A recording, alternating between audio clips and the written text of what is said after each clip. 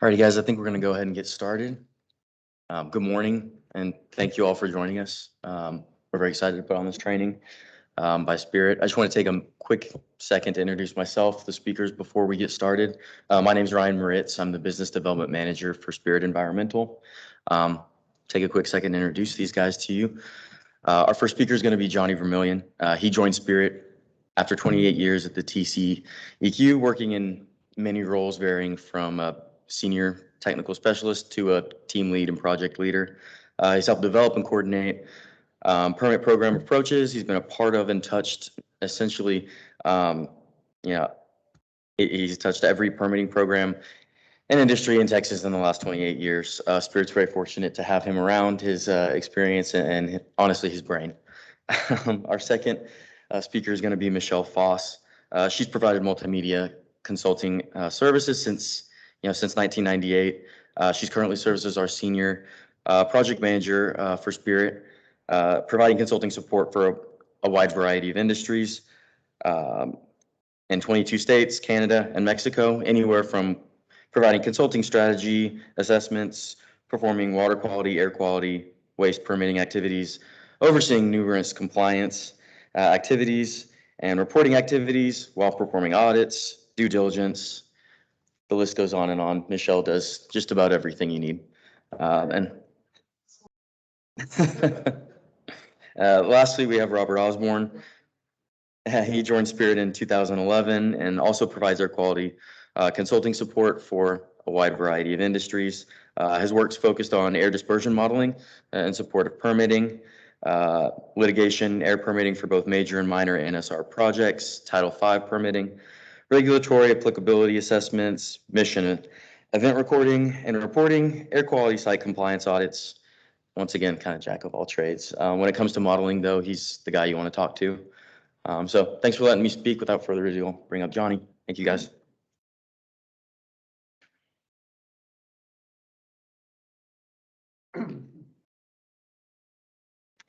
Good morning, everybody. And like Ryan was saying, thank you for joining us today. We look forward to the presentation today because we think a lot of good information to share and hopefully something that'll help all of you out in what you do in your functions with your respective companies.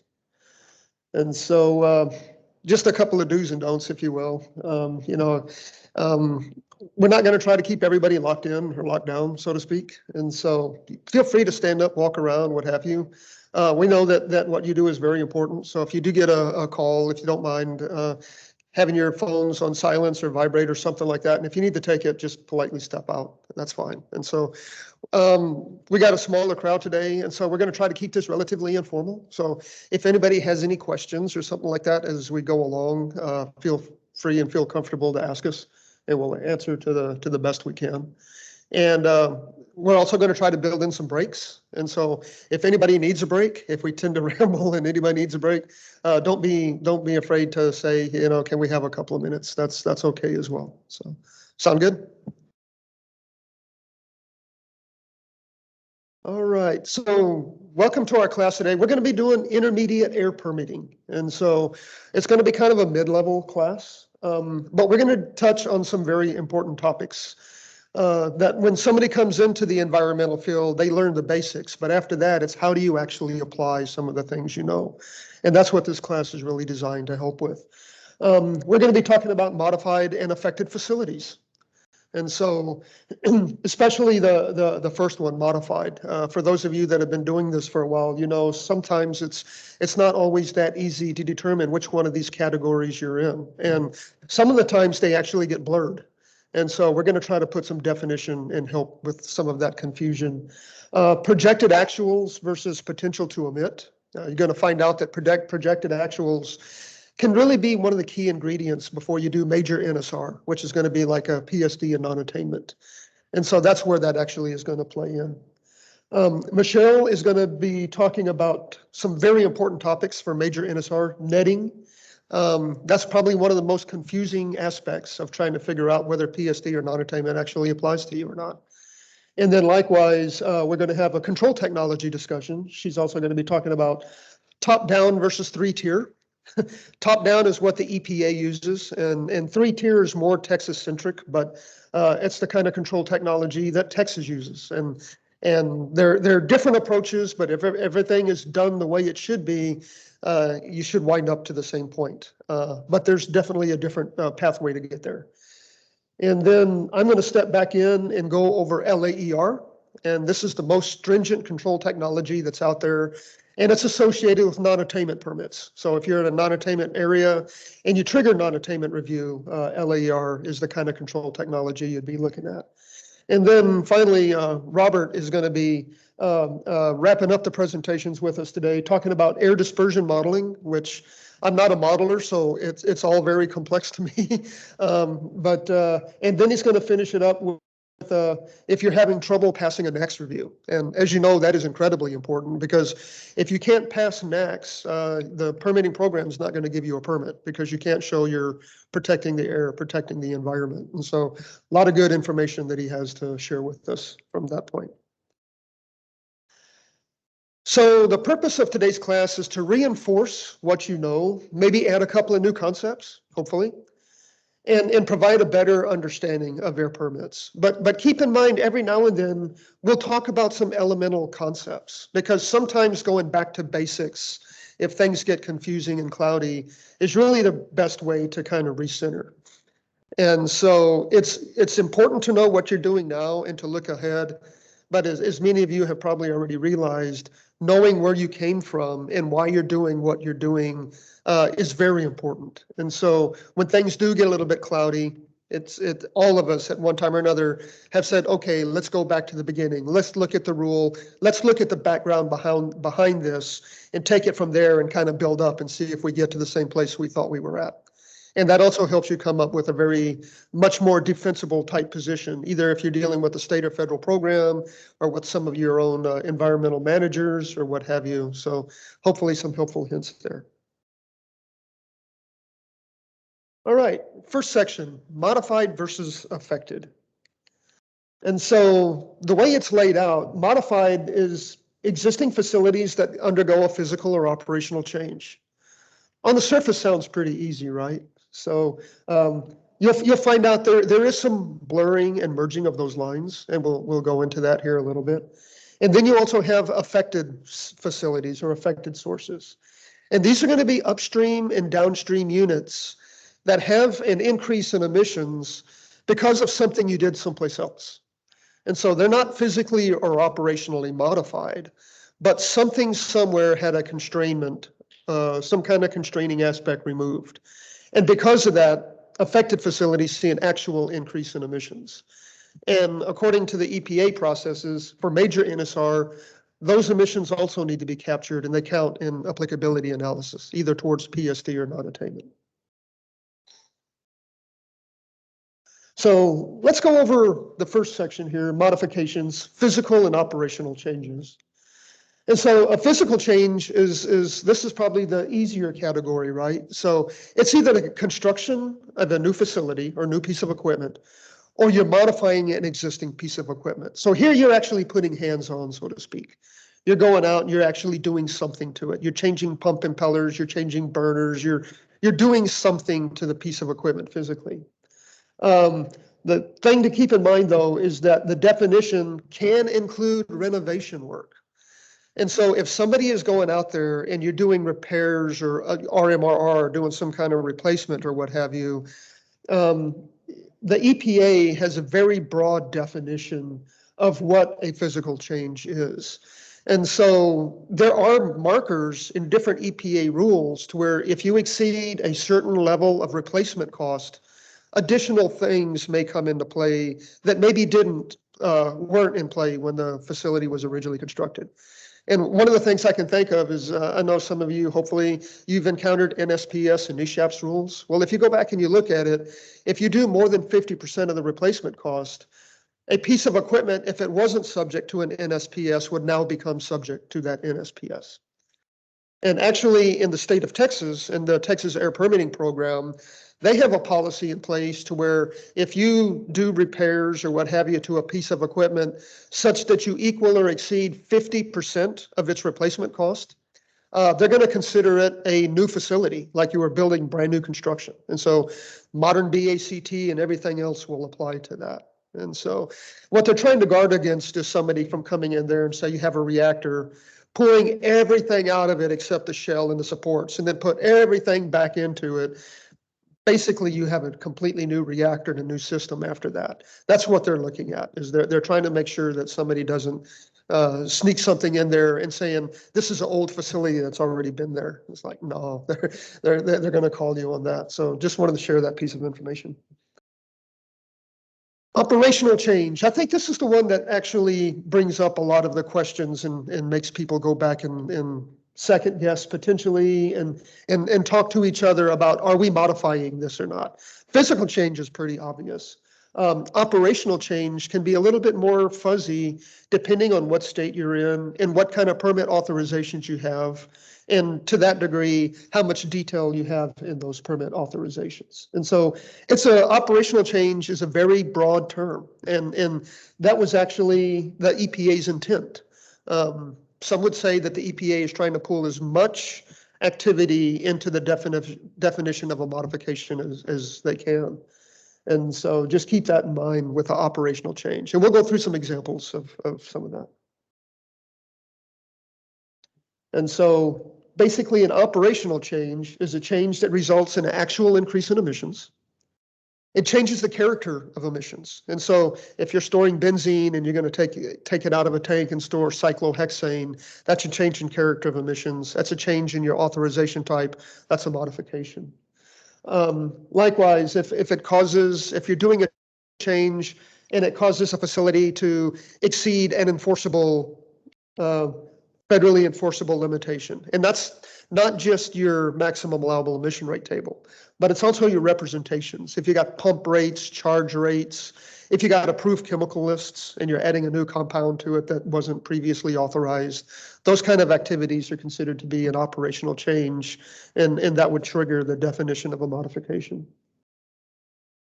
Matter of fact, modification covers so many different things. Counterintuitively, the EPA actually told you what a modification is not. That's a much shorter list because, like I said, it was supposed to be all-inclusive. And so what the EPA will tell you, if you go back and read their rules, is routine maintenance, repair, and replacement is in general not going to be a physical or operational change. Keep in mind that 50% we were talking about, because that could potentially come up and sneak up on you if you're not careful. But just things to keep in mind. The other one is that an increase in hours of operation is generally not going to be considered to be an operational change. That's unless such a change would be prohibited under any federally enforceable permit condition established after January 6, 1975. And that's an important date because that's when the US EPA basically received its charge from Congress that they need to do something about authorizing and permitting facilities. And this is the representations that are made. So you can increase hours of operation unless you have a permit or some kind of authorization where you represented you're operating at so many hours or at a certain capacity. And so keep that in mind when you're looking at these different things. Change of ownership, that's not a modification, either physical or operational change. Pieces where something breaks down and you're replacing it. But it's done during the turnaround. Okay, good question. The gentleman was asking is, what does routine mean? Say you're working on something and you may replace it in kind during a turnaround. My advice there was that is a possibility or a capability, but be very careful. My experience with the EPA has been that if you replace something or you're working on a piece of equipment, it needs to be replaced with exactly what you had before. They're really worried about you taking out a 50-gallon a minute pump and putting a 65-gallon a minute pump in there because that's what you had back at the storage shed, and saying, well, I repaired it or I replaced it in kind. I put in a pump. That's probably not going to satisfy very many investigators. So there are places where you can do that under RMRR. But I would advise extreme caution and make sure you can defend yourself.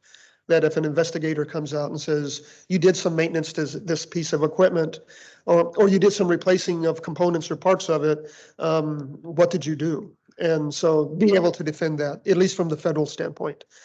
From the state minor NSR program, keep in mind that state rules are a little bit different than federal rules, and we'll actually get into some of that later on in the morning. A state program may not see that the same way. They may see you take a piece of equipment out and put another piece of equipment in. It may be routine maintenance and repair under the federal rules, but the state may come back and say, that's a new facility. You took it out and you replaced it with something else. And what they're worried there is they're worried about BACT and they're worried about public protectiveness. Because the piece of equipment you took out may have not had the same kind of controls that today's BACT would. And so if you put in another piece of equipment with those same kind of controls, and it's a new piece of equipment, for example, the state of Texas and numerous other states would say that's a new facility or a new source, and it needs to meet BACT. And so I would definitely understand that. It's a fair question. Just be careful anytime you're going out there and replacing, especially replacing entire pieces of equipment or units under RMRR during a shutdown or a plant maintenance. So yeah, just something to defend yourself. If somebody asks you what you were doing, if you're confident in what you were doing and you know what you did, why you did it, and you put in the same thing that you took out federally, you're probably going to be okay if you can defend that. From the state minor program, depending on what state you're operating in, be very, very careful would be my suggestion. It doesn't hurt to ask the state and say, look, I'm doing this under RMRR. Am I okay? Or are you going to come out in 6 months and write me a ticket? It's a fair question to ask. Good, thank you. The other kind of things that are generally not a modification, and I put these on the slide to be inclusive, but these are older criteria, if you will, that really don't apply anymore, and hopefully they won't apply again. But things like emergency energy supply for natural gas curtailment. In the early 70s, there was actually a fuel embargo on the United States. And so the gasoline and other kind of fired fuels were very hard to come by. And so we were looking at different types of fuels that we made internal to the country. And not all of those maybe were necessarily the cleanest burning or the best compared to what they had before. But the nation had to keep rolling. And so that's kind of what that's for. There's actually some federal Section 125 of the Federal Clean Air Act measures to prevent economic disruption or unemployment. And so it's very rarely used, but that's for if you had strikes and a plant was shut down, how do you replace with that capacity? And so these are basically decisions that are made at the upper governmental areas. And that's when they basically come back and say, we really need you to keep operating. Even though everything else may be going, to places we really don't care for, we still need these companies to operate and the ability to generate fuel or, electricity or what have you. So that's partly where the bottom one comes in, a steam generating unit to the extent that it's generated using municipal solid waste. There were times when power plants were running out of solid fuels. And so what were you going to burn for fuel? And so there were some exemptions that were put in the rules for that. And like I said, a lot of these, hopefully we'll never have to go back and visit again. But I'm putting them up there because if you go back and you look at the 40 CFRs, you're going to see these different type of things that are not generally considered a modification. In here, this is very similar to it, using an alternative fuel. And so a lot of these go back to some of the trials that the nation was going through in the early to mid 70s. Changes that require authorization. So let's flip around the modification and talk about, okay, what does that really mean? When do I need to do something to a permit or an authorization? And so changes requiring an authorization in general, if you have a production increase that comes about as a physical change, that's a modification. It's going to require authorization. And here's another one too that exceeds a federally enforceable limitation. And so a lot of times people will get tunnel vision on this is how many, this is the kind of emissions that's coming from my piece of equipment. These are the different pollutants I need to evaluate. Yes, I'm having an increase in production. This is how much is potentially coming out of my reactor during my reactor turnarounds between campaigns. And sometimes people will forget that it's not only an emission rate increase, but it's an increase in throughput, a charge rate, a firing rate, a pound per million BTU, a ppm exit concentration, those kind of things that you maybe have represented in a permit or authorization someplace. If you exceed those are almost always going to be considered a modification and require some level of authorization. And the EPA has a nice little term. They call it relaxing a limitation. So I'm not going to get into the semantics of whether you're making things better and modifying, or whether you're relaxing and trying to get rid of or increase any of these other things like a throughput limit or charge rate. Ultimately, it's the same thing. It's going to be considered a modification. Any change to a maximum allowable emission rate table is almost always going to be a modification. So if you increase a pound an hour or ton a year, the assumption is that you had a physical or operational change to do that. The only thing I'm familiar with, and this is from the EPA level, and check with your state if you're operating outside of Texas, but if the EPA makes a factor change, that may not necessarily be a modification because it's something that they required you to do. It's not an action that a operating unit or a company is taking on. And there are numerous situations historically where this has happened. Most recently, some of you know the EPA almost completely recalibrated how they do storage tank emissions under AP 42. And so if you ever come into your state or regulatory agency and they come back and say, we really need to use the most up-to-date calculation techniques to make sure that everybody's on a level playing field. There are going to be times when you're going to go back and do that, and you're going to have a higher pound an hour or a ton a year because of that factor change. And generally, that's not a modification. Now, they still may come back and ask you to show public protectiveness, and so they could potentially make you model. But just that increase alone, because of a factor change and nothing that you were doing as a company, generally would not be considered a modification. All right, so got a better idea of kind of what a physical and operational change is, hopefully. So here's the other component to that is an affected unit, upstream and downstream. And in my history of working with the AIR program, I think most people that I've run across have the modified unit down pretty well. It's a relatively elemental concept. But I can tell you from experience that the affected units a lot of times gets missed because it's not a modified unit, and people at the plants and other agencies, other places, they get tunnel vision on what you're actually changing. And they're not always necessarily asking the questions, what happens upstream and downstream of my piece of equipment?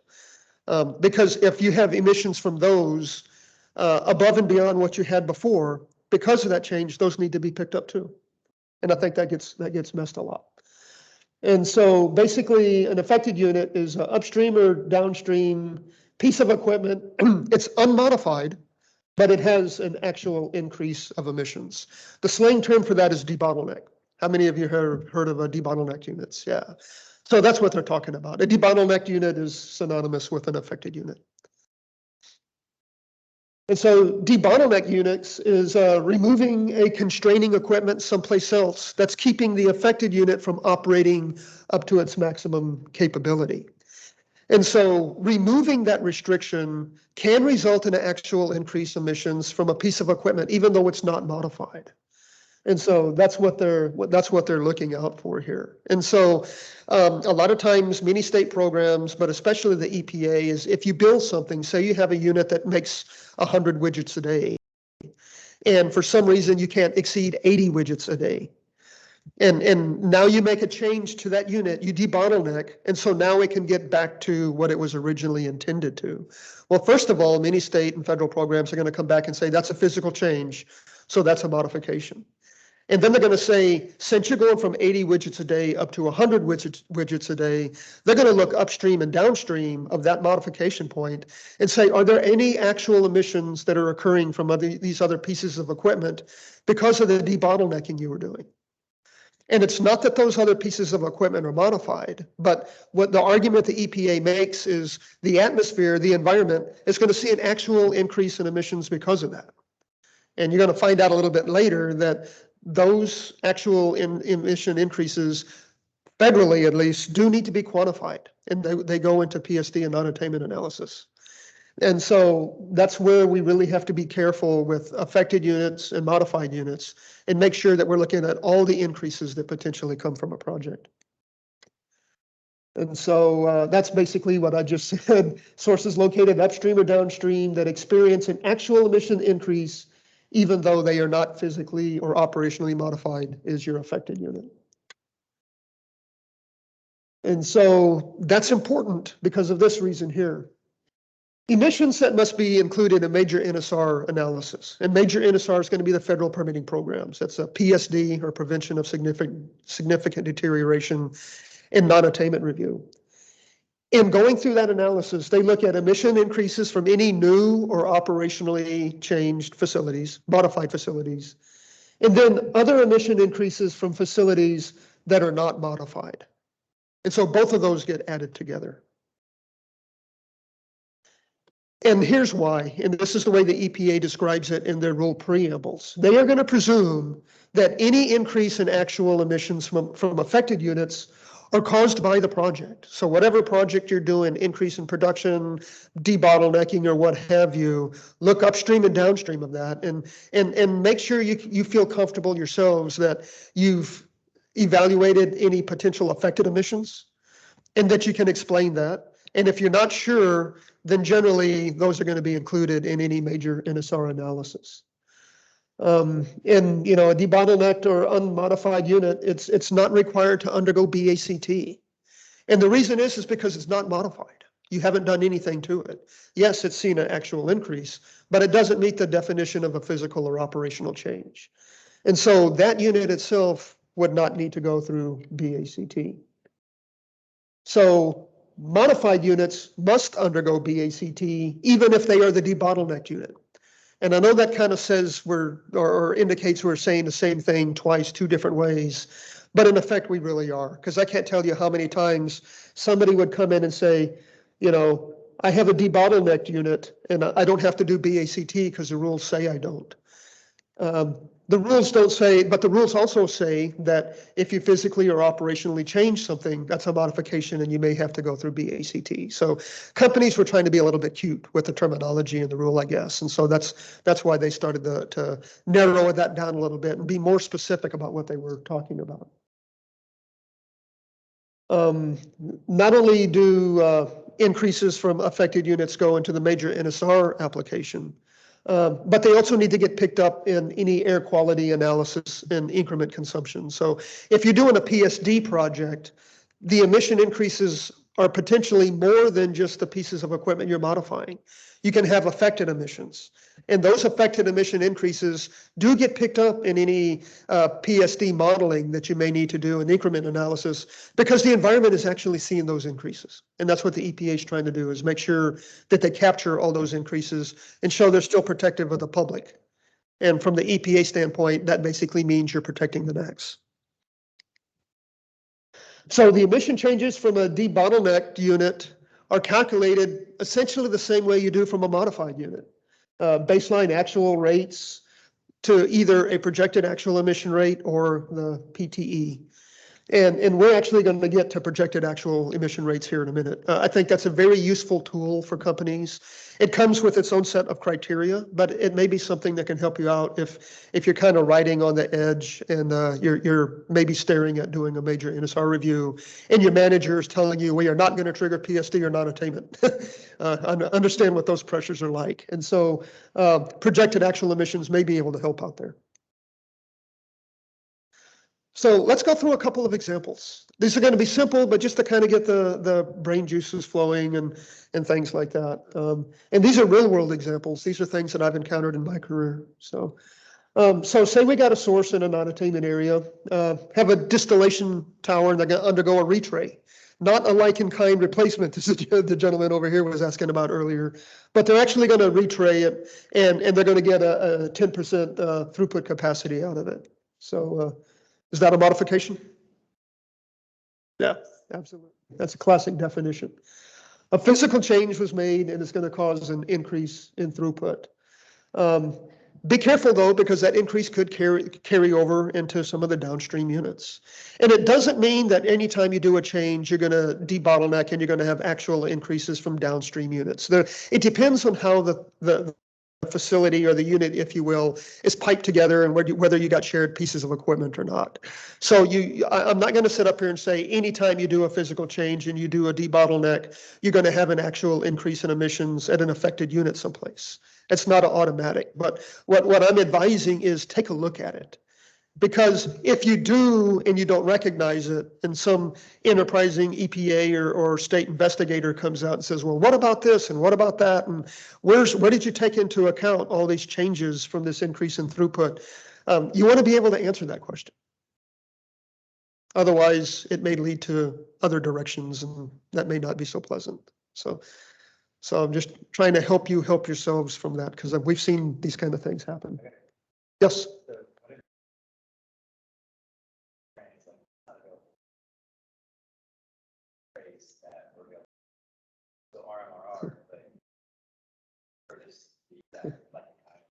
Right, and that's common, especially for older facilities. And yes, right. The gentleman was asking what happens if you're going to retray a tower and you can't find the exact trays that you had before, so you put something else in there, if that's RMRR.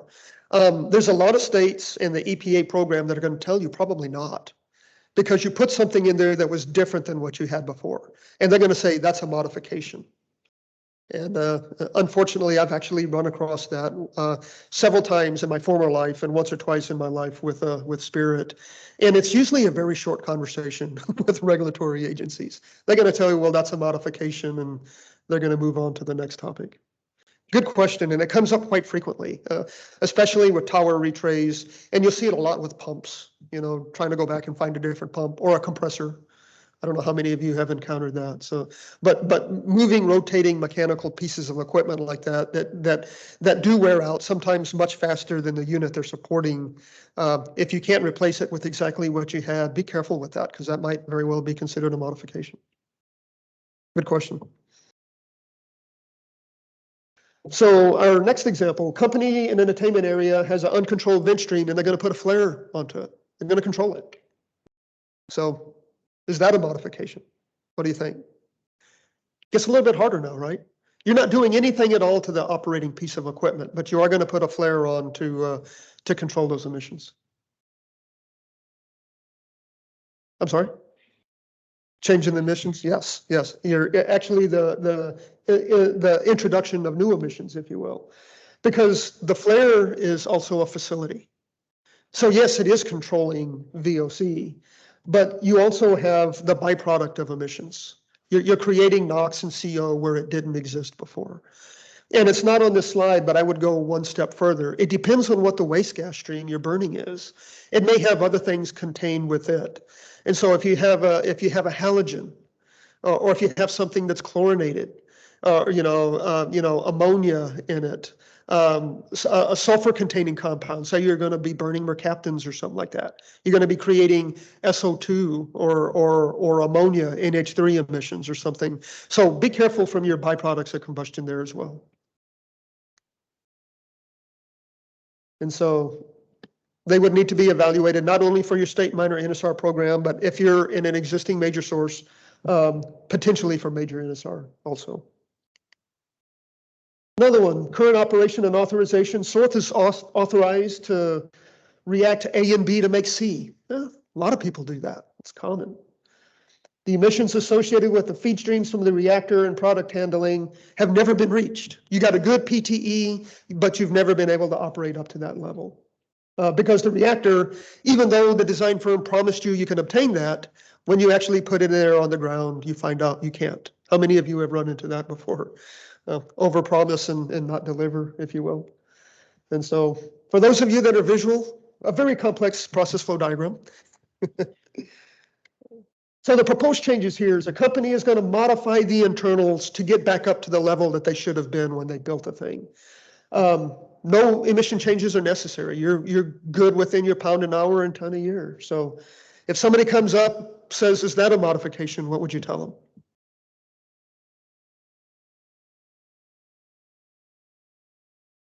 So and that's a very good component of it. So yes, the facility has undergone a physical modification. You actually went in and you changed something. And so one of the first things I learned when I entered this business that was somewhat counterintuitive, and it took a while for me to convince myself of this, and I'm sure some of you may have encountered this as well, is once you do a physical or operational change, the allowables you had before that change really don't mean much, not from the federal standpoint. They're going to say you had a physical or operational change. What actual increase is the atmosphere going to see because of that? Yeah, you may have a high allowable, but you may have modeled that 25 or 30 years ago. You know, there's been 3 churches, a hospital, 2 schools, and 1,000 houses built near you since then. And so that's what they're really looking out to protect. And so in this case, it was modified. You basically debottlenecked the reactor is essentially what happened there, or the piece of equipment. And so, and again, you know, upstream and downstream. I know I keep hitting on that, but ladies and gentlemen, I can tell you from experience, that's one of the things that a lot of people don't think about. They're so tunnel visioned onto what am I changing, what am I doing? They're not looking upstream and downstream. And so just a friendly reminder of that so you can protect yourselves and protect your environmental managers and whoever it is you're working for. So what happens if the change is done less than 2 years? Here, it's like, don't have 24-month data on actual emission. Yeah, that's a very good question. The question was, what happens if you build something and you make a change 3 or 4 months or 6 months after that? What do you do there? And what the EPA will basically tell you is once you build and put in a facility, if you don't have a baseline actual emission, it defaults back to your potential to emit. That's one of the few times when you can actually do a PTE to PTE analysis and get away with it.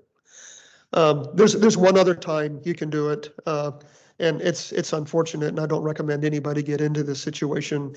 And that's you can do a PTE to PTE analysis if your actuals are above your authorized rate.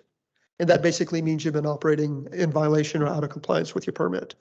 Most state and federal agencies are not going to allow you to go back and recapture and use that actual emission rate that you were never authorized to have to begin with. And so those are the 2 scenarios, I think, where you can get into a PTE to PTE comparison. Otherwise, everything else is going to be taking a look at actual increases. Good question.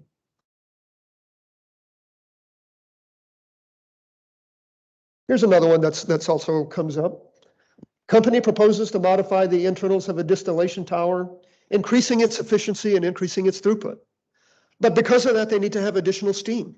Tower works better. We can distill more stuff. Need more steam. And so, in this case, are the distillation tower and the boiler modified? So yes, for the distillation tower, because it underwent a physical change. You actually change pieces of it. And so that is a physical modification. But believe it or not, no for the boiler, but it is an affected unit. The boiler is still operating the same way it always operated. You're not changing fuels, you're not changing pounds per million BTU, and on an authorized level, you're still within your pounds an hour and tons a year. But you now have an additional draw on that because you're sending more of that steam over to the distillation tower. And that makes the boiler affected. And then you would want to go back and take a look and say, is the boiler going to see an actual increase in emissions because of my modification to the distillation tower? If the boiler supports more than one facility, maybe not. It may have been able to fire up to that level before, and you can show that it's done that. But if it hasn't, and now it actually has an actual increase in emissions because of that change, that does need to be captured. And so those increases would go towards a major NSR applicability analysis if you were an existing major source. And so hopefully that helps a little bit with modified units and with affected units and maybe clarifies the lines between them. They're both used in major NSR analysis, but they're not the same thing. And hopefully these slides helped explain and resolve some of that confusion, presuming that it existed. And if you have any questions and you want to catch me after the conference today or after our morning, feel free to come by and talk to me or any of us. We'll be glad to try to help walk through it. The other thing you heard me mention is that if you do a change, you're looking at potential. You're looking at your baseline to either a projected actual or potential to emit. And the projected actual emissions is a relatively new thing. And the reason it's important is because if you look at the major NSR analysis, you take your current project increases, and if it's above the netting trigger, and Michele will really has some good information to share with that in a short while here. But if you're above the netting trigger, then you have to do the netting analysis. And that's when you set up your contemporaneous window and you look at all your increases and decreases. And that's a whole challenge to itself sometimes. But it's that current project that's important because that's what triggers the contemporaneous window analysis.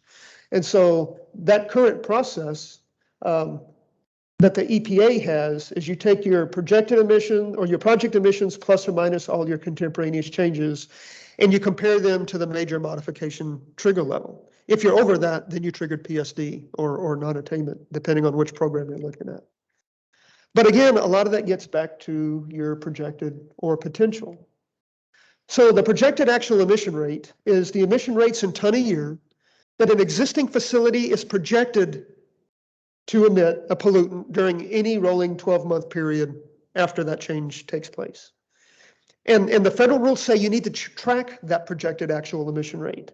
You need to track it for 5 years after the facility resumes operation, or 10 years if there's a change in its design capacity or if you have to increase a potential to emit. So it kind of depends on what kind of change you're making to the facility. And so a projected actual emission rate isn't just a level of a company says, I'm currently working at 50 widgets a day. I'm authorized for 100 widgets a day. I can't really get there. I'm going to do a debottleneck, but I don't want to trigger major NSR. So I want to have 70 widgets a day. It's not that easy because with the projected actual emissions, a company needs to basically demonstrate how do they know they need 70? How do you project what you're doing forward into the future and make an argument of this is my baseline actual emission now. My allowable is way too high. If I use my allowable emission rate, I'm surely going to trigger PSD or non-attainment. But I can operate at a level somewhere in between that still does not trigger major NSR, which is actually what the projected actuals was designed to do. Before projected actual emission rates, all major NSR evaluations was baseline to PTE. And companies started complaining to the EPA, basically. It's like every time I do one of these analyses, I trigger the major program. I'm not emitting anywhere near that. Well, the first thing you would ask is, well, then why is your PTE so high? But that's a whole other discussion. But it's like, okay, so what are you actually going to emit? And that's kind of the genesis of where the projected actual comes from. It's tied to some reality of baseline, and then how do you know how much above that baseline you're going to emit, if it's between your baseline and your potential to emit. And so the kind of things that the EPA in many states will look at is what's your business level of activity, raw material purchases, types and amounts of fuel used. Are you going to fire harder? Are you going to fire more? Are you going to fire more hours a year? Things like that. Product handling and storage. How much have you historically shipped for customers? And what kind of orders do you see on the horizon? And why do you think you're going to have more than what you've been doing by how much? That's the kind of things that they're going to be looking for. If you're in a state like Texas, it's been a really big deal. MSS emissions, don't forget about your maintenance, startup, and shutdown emissions. So how do you determine compliance with a projected actual emission rate? Well, it's another type of emission rate to be tracked. And that's a reason that some companies may opt into using a projected actual, and the reason others will say, no, I'll stick with my potential to emit. The potential to emit is very conservative, granted. The projected actual isn't quite as conservative, but now you still have to track against your projected actual, especially if you're using that to avoid a major NSR program. And the example there is you look at your baseline emissions now, you look at where your potential to emit is. If you look at that distance, you're going to trigger the program. So you're going to use a projected actual, and that projected actual emissions is going to keep you out of being a major modification. Well, the EPA in many states are going to suspect and expect that you track that projected actual emissions. Because if you weren't doing that, you would have triggered. And they want to make sure you're not going to trigger major NSR. So it's another thing you have to track. And companies can, I just want to let companies and operating folks know that, a state investigator, a federal investigator could come out and say, how did you avoid major NSR, and what are you tracking against? Do you have any projected actuals, and how are you complying with them? That's a question that sometimes comes up. And so that's something that companies need to think about. How are they going to do that in their decision support systems? How are you going to go along and track these things? So what happens if a projected actual emission rate is exceeded? That is a very common question. And I can tell you from all my years of experience on both sides of the table that there are some misconceptions out there. Some people say, well, if I exceed my projected actual emission rate, I'm in violation and I'm going to get an NOV or an NOE. Well, maybe not automatically. It could potentially lead there, but it's not an allowable. It's not like your maximum allowable table. But it is something that you based your major NSR applicability on. So it is very important from the EPA standpoint. And so it depends on your evaluation of what you did and how you used a projected actual. So if you break a projected actual, what the normal process is you go back and you reevaluate that initial project where you used it. And if you would have used the number you have today, in other words, you made a projected actual, you exceeded it. Had you used that number back at the time of the original evaluation, would have you still avoided major NSR?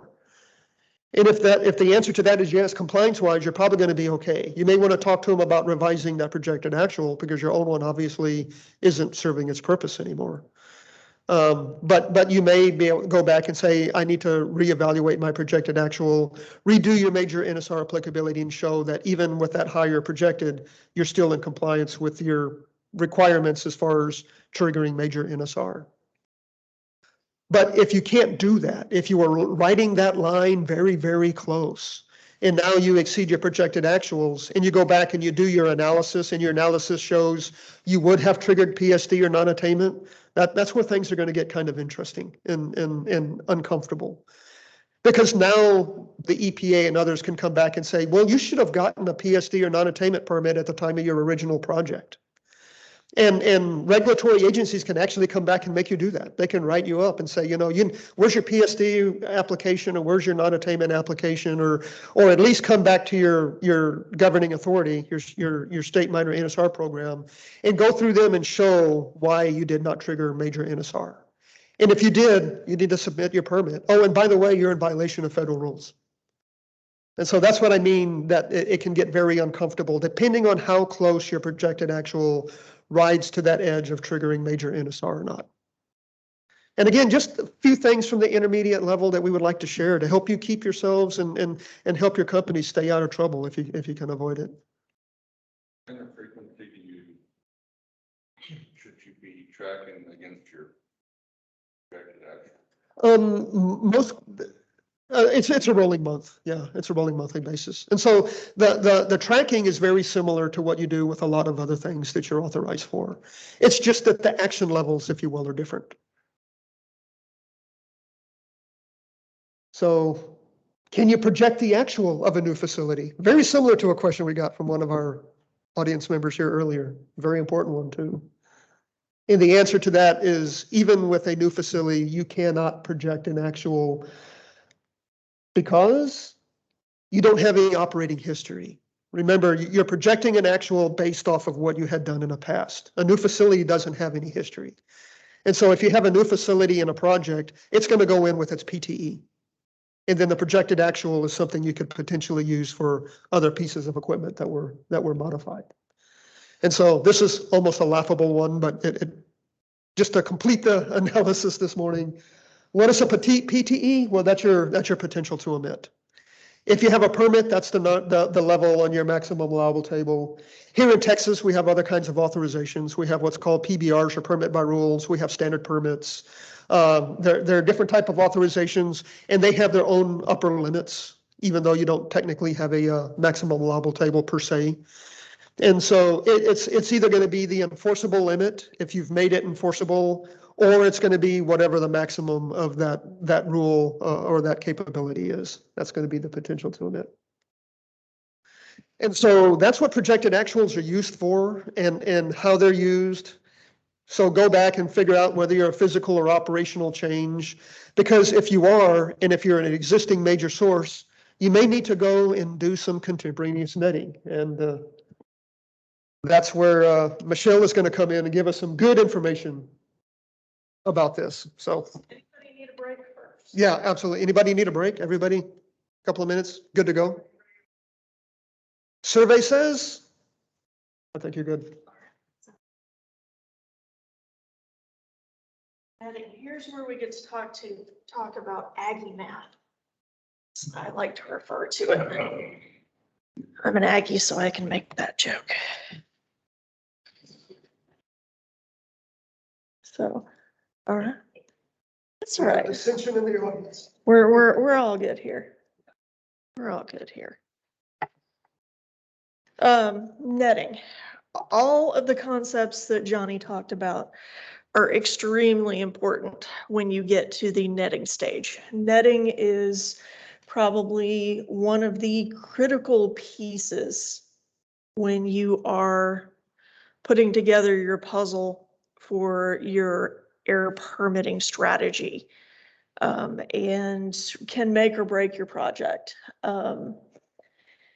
Netting falls in with your applicability step to determine if your project triggers major NSR. And you are going through the evaluation of what your current project is, what piece of equipment or pieces of equipment you are modifying, and the affected units, if that is also applicable. And you are looking at the creditable increases and decreases within a contemporaneous period, which the regulators refer to as the netting window. And creditable increases and decreases is where there's a lot of fighting and squabbling going on. I actually have an example in my career where I was doing netting for a client. They had a proposed project that was likely going to trigger non-attainment NSR. It was in the Houston-Galveston region. And this company did not want to include PBR emissions with their netting, even though they had a few projects within their contemporaneous window for which they had certified their PBRs along with their just registrations. For those outside of Texas, if you had filed a minor source permit and registered your emissions, that would also be considered creditable. So they didn't want to include their certified PBR emissions in with their contemporaneous window in their netting. And I was like, okay, if you would like to submit this as is, we'll go ahead and see what the agency has to say about it.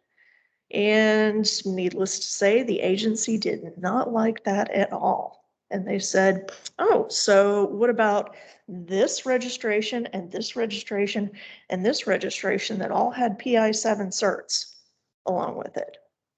And the client was kind of like, oops. So be very, very careful.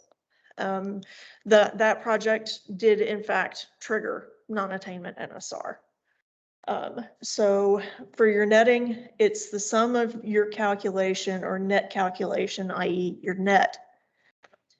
And you're comparing that against appropriate significant emission rates. And those may or may not change, all depending on the severity if you're in an ozone non-attainment area. So netting, you're conducting your netting on a pollutant by pollutant basis. You are looking at all of the potential emission classes that your project might trigger. If you're doing a surface coating operation, something like that, surface coating operation, you're probably just looking at VOCs.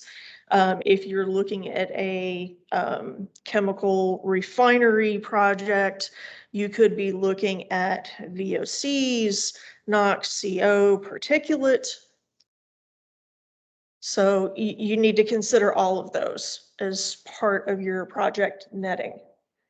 And that your netting ensures that smaller projects don't add up to be a major modification. Another real world case, I was auditing a facility that was a petroleum carbon coke processing facility. And they were breaking up certain projects that they were doing for improving their production efficiency and debottlenecking their process at their facility. And they were breaking it up into smaller projects under the guise of, this is what our budget will allow for, this 6-month time frame, or, this 9-month time frame, or this year. And they broke up one large project into about 4 smaller projects over the course of 3 years. And what they ended up doing was, when they did the netting for it, of course, it netted out and was not considered a major modification. In actuality, what they were doing is what is referred to as circumvention, because they were breaking it up. And if you want to learn more about circumvention, Johnny may or may not be going over that on Friday. Okay. It'll be touches. So yes, so if your brain isn't full and you're not already signed up for the advanced air permitting class, Johnny is teaching that one on Friday, or next year at 4C, take the advanced air permitting class. And for NOx, it is possible to trigger netting for both PSD and non-attainment. So be very, very careful with NOx netting. Double the work, twice the fun. Okay, so how do we know when netting's triggered? For a project, if your baseline actual rates of your new or modified equipment compared to your planned emission rates, if those exceed the netting significance level, then netting is required. So this is step 1 of your applicability analysis. And step 2 is the actual netting calculation. And as of December 24th, 2020, EPA has stated that project emission increases and decreases can be included in step 1. So if in your netting window, if you have both, projects that increase emissions, but also you engaged in a project that improved your efficiencies, but actually resulted in a net reduction in your VOC or your NOx emissions, you actually get to take credit for that. So that's their giant carrot for, yes.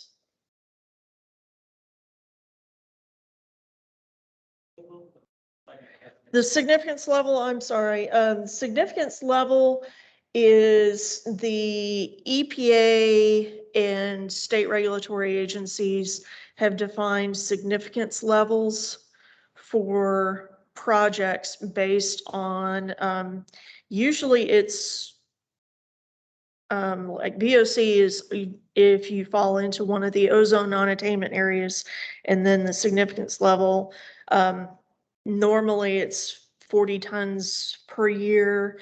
But if you're in a severe non-attainment ozone area, your significance level is only 5 tons per year. NOx and CO, you're looking at the 100 tons per year. That's the trigger netting. Yeah, that's to trigger netting. That's a Texas requirement too. So In other states.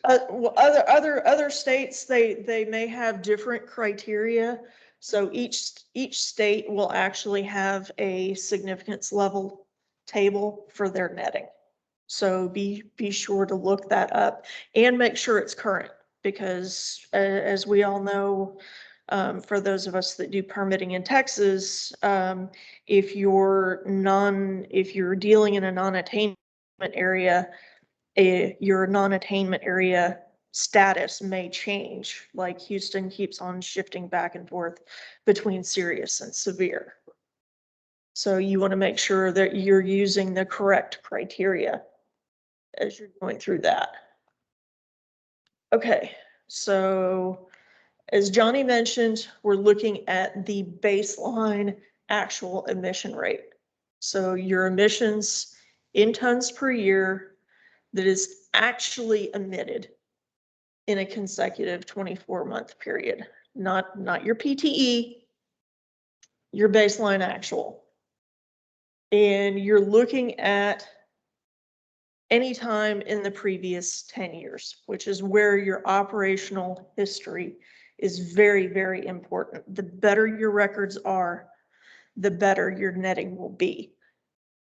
For electric utilities, they've squashed that contemporaneous window down to 5 years.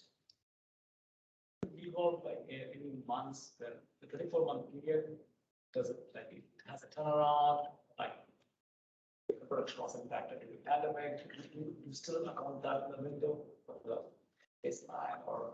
That's why your window is actually 10 years, is so you can take a look at your operational data. There are currently no allowances. You know, you can't toss out the entire 10 years unless, God forbid, the pandemic goes on that long. That would be a precedent.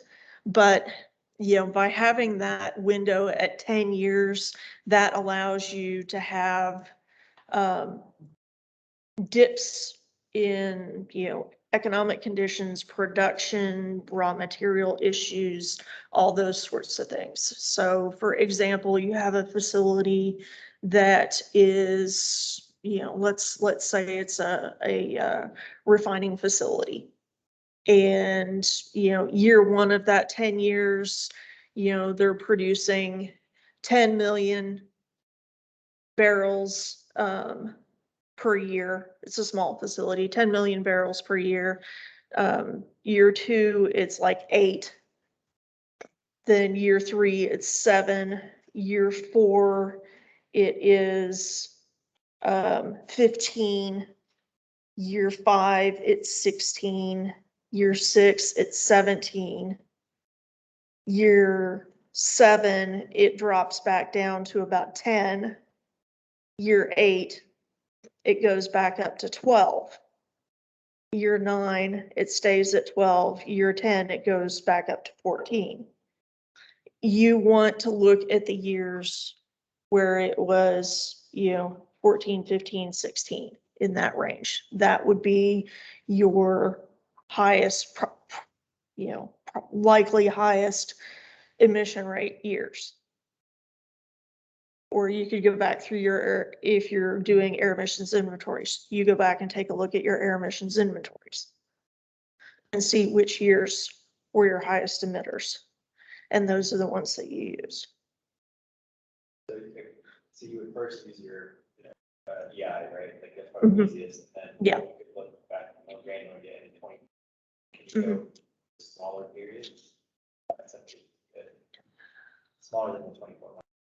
I'm not aware of any state that allows The smaller only than time you can 24, actually do yeah. that, I think, is if, and this is in the advanced class on Friday, Yeah. but the EPA does have a new feature, if you Yeah. will, called accommodated emissions. Yeah. And in accommodated emissions, you can actually look at a 30-day, maximum 30-day actual emission. But that's in addition to the baseline actual emission rate, which is kind of the standard way of doing that. Yeah. Yeah. You got to remember that before BAEs came into existence, the way the EPA did it before is the definition of actual is your 2 years immediately prior to the change. Mhm. And so again, you know, EPA does hear and listen to industry occasionally, Mhm. kind of like the whole concept of projected actual in baseline actuals, the companies were saying, well, you know, my last 2 years isn't indicative of my normal operation. We had a Yeah. downturn, or there was, you know, some kind of a situation economically where they couldn't sell, the stock markets were down, people weren't buying. Yeah. And so the EPA finally said, okay, we hear you. And that's when they came up with the baseline I know. emissions. Yeah. Over the last 10 years. Now, they're gonna presume that if you had a maximum rate that you actually achieved, you would have achieved it within that 10-year time frame. So, yeah, they're Yeah. pretty much a stickler. Yeah, BAE actually came out right after the 2008 economic downturn. Because everyone was saying, you know, this isn't fair. We've got, you know, a year and a half worth of crappy operational data. This is not how we operate. And So, all that the rule does. yes, it does. They're gonna learn to get daily. You could, you know, Yeah. like Johnny said, you know, there may be some specific case by case instances. But you would have to do some serious groveling. All right, fun diagrams. This might help the concept just a little bit. If you're looking at a baseline period, this is kind of sort of what it would look like. You're looking at your current project on the far right. You're going back 10 years in time before your current project. And you're finding somewhere along that time bar that's your highest consecutive 24-month period. It doesn't have to be a year, unless for some magical reason, your project is going to start January 1st, 2024. And then you're going back to January 1st, 2015 to look for your 24 months. So you could look at a period, say, from July of 2018 to June of 2020 for your highest consecutive 24 months. And the consecutive 24 months, that's actually specifically out of the EPA rules. And the reason that we put those specifically in the slide that way is a lot of times kind of using slang and shortcuts, 24 months is 2 years. And so you'll hear, sometimes you'll hear people describe that your netting is your 2 highest years out of the last 2. And that is okay to use that terminology, kind of getting back, remember when I said beginning, sometimes it goes back to basic elemental concepts. That is okay to speak that way, as long as you understand where the 2 years come from. Because anytime you say 2 out of 10, most people automatically default to calendar years, January to December. Right. The rule actually says 24 months. So like Michelle was saying, you can pick it up in June, you can pick it up in August. You know, it just has to be a 2-year interval, a 24-month interval, but that doesn't mean it has to be a calendar year. So. Yeah. All right. So if you're looking for a reason why you want to tell your construction engineers, we want to start construction on a specific month, you know, because that your netting window falls, you know, right after a major turnaround that you had where you had no emissions. That's a good reason. Okay, baseline. You must use the same consecutive 24-month period for all of the pollutants that you're evaluating. For that pollutant. So this is the genius of this, is that you do have to look at all of your affected facilities, modified and affected, for, say, for example, VOC in that same 24-month period that you're looking at. But for NOx, say you're also evaluating NOx, it does not have to be that same 24-month window. Your facility, say for example, used to have several flares. And then they switched over to a vapor combustor. So, 6 years ago, you were emitting a lot of NOx as a byproduct of combustion for the flare. Switching over to the vapor combustor, your NOx emissions tanked.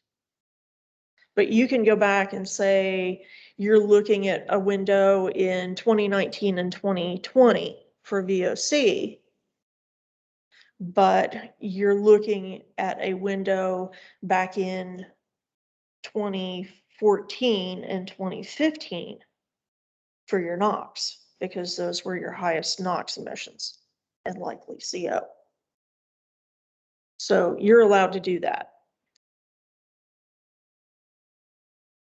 And your baseline may be adjusted downward if you have any state implementation plan requirements that need to be met. So, any questions at this point? Okay.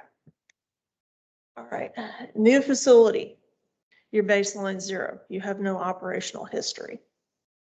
For new facilities in operation for less than 2 years from its initial start of operation, your baseline rate is 0. So your BAE must be compliant. So you cannot exceed a PTE or other enforceable limit. So there's no reward for operating out of compliance. The agencies are definitely wanting to know exactly what your baseline actuals are, what your potential to emit is. Back in the age of the dinosaurs, when Johnny and I started, it used to be a very, very common practice where, there were some very, very educated guesses on how well, equipment was going to be, there, sometimes you would get performance guarantees on equipment, sometimes not. And facilities would often throw out these swags on what they thought their maximum allowable emission rate was going to be. They would say, oh, well, we think our highest maximum production could be this, and then we'll give it a fudge factor of 20%, something like that.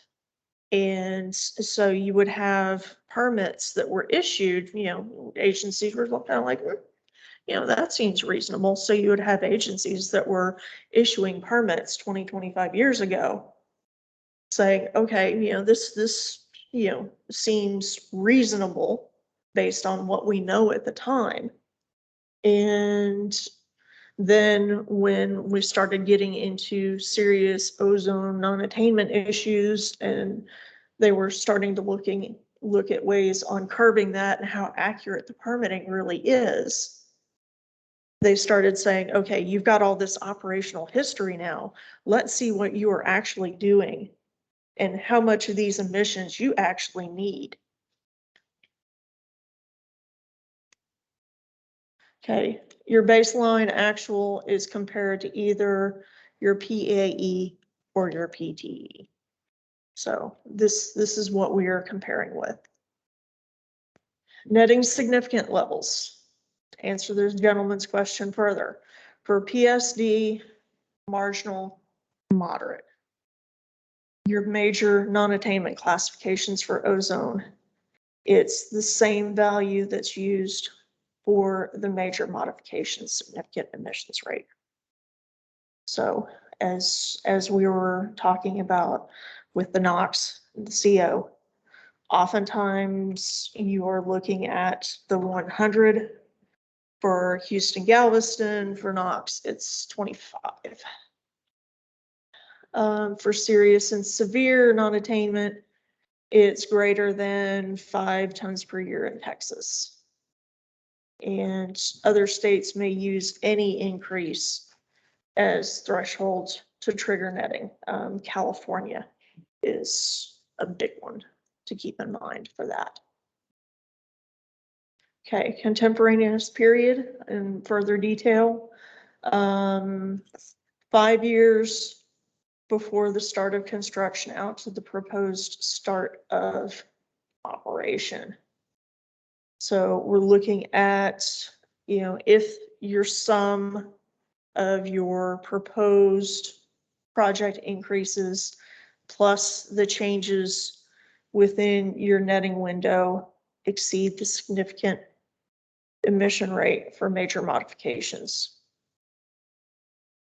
you're going into major NSR territory.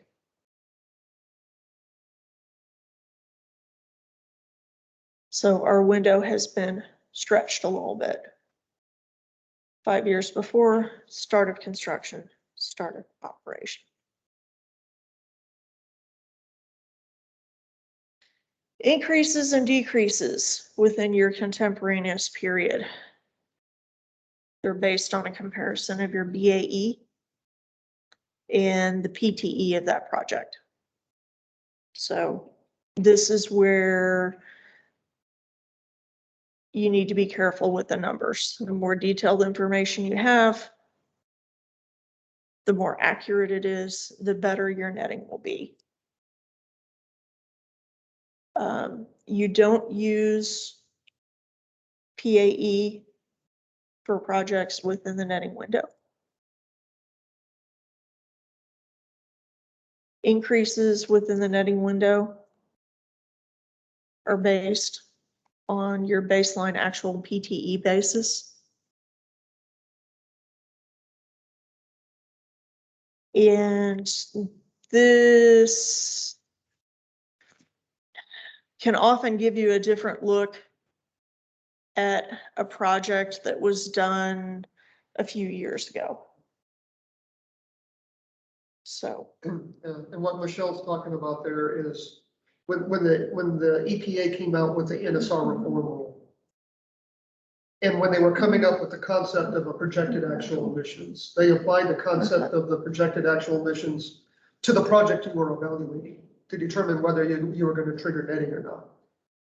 Unfortunately, I guess depending on how you look at it, when the EPA did that, they were only applying projected actuals to the project you're working on at the time. But once it becomes a project in the past, so take your project today and advance forward 2 years, and say you're doing another project and you trigger netting, you now have to come back and pick up this project, right? Mm-hmm. Well, the way the EPA says there is to determine what that is in your netting window, it's your baseline actual to your PTE. Now, you used projected when you were originally authorized. And so it does treat a project differently in the past than it gets treated at the time. And so that can play havoc with the netting window, because your baseline actual to your PTE may be a lot smaller number. Your baseline actual to your projected actual may be a lot smaller number than your baseline actual to your potential to emit. And so there is an inconsistency there. And people did bring that up to the EPA and basically said, when you did this, why didn't you use projected actuals within the netting window? And they really did not answer that very much straightforward. They just say, our project that we were doing at the rules at the time was only looking at the existing project. We did not evaluate the netting window. And so just to let you know that if you're using a project today, baseline to projected, once you have to look back on it as a project in the past, it's baseline to PTE. And that's kind of some of the eggy math that Michele was talking about. It actually treats projects differently depending on when they occurred and what time period you're looking at. A lot of people say that's not fair, or that's inconsistent, or doesn't make sense. And the EPA just said, you're right. Johnny, I have a question just for explanation purposes. Because I've thought about this when I use the BAE. If you have a project and then you go into the netting window, the concept of netting doesn't use PAE. Right. Is it only for the past? And I know the answer to this now. But is it only for the past contemporaneous projects? Or do you also have to switch your current project to PPE? Your current project can use projected actuals. anything in the window, that 5-year. Yeah, netting window that anything in the Michelle was window talking has about to be, is a baseline PTE. actual to potential to avoid. But the increases from your current project, Can be projected. even though they're pulled in the netting. Right. it's Still. Right. Yeah. And so you basically can use projected actuals for equipment you're modifying or affecting. So your current project.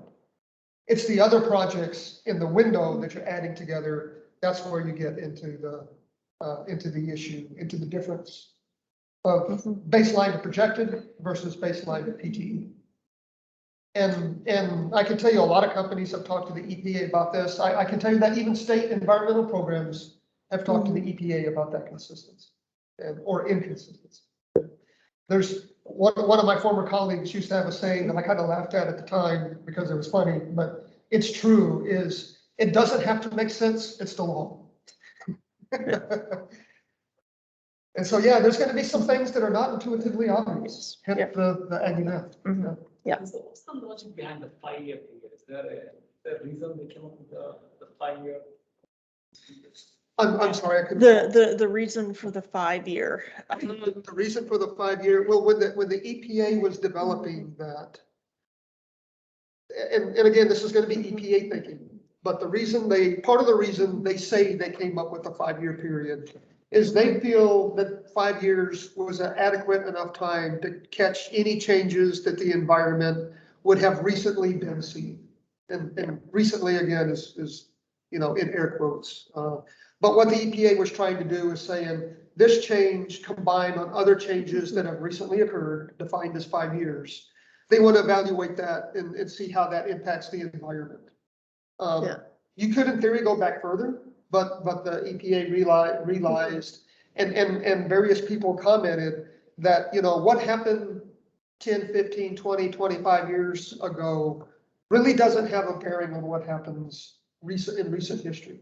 And again, it kind of gets back to what we were talking about earlier. There could be new neighborhoods, new things built up around the plant site that weren't considered back in the day, if you will.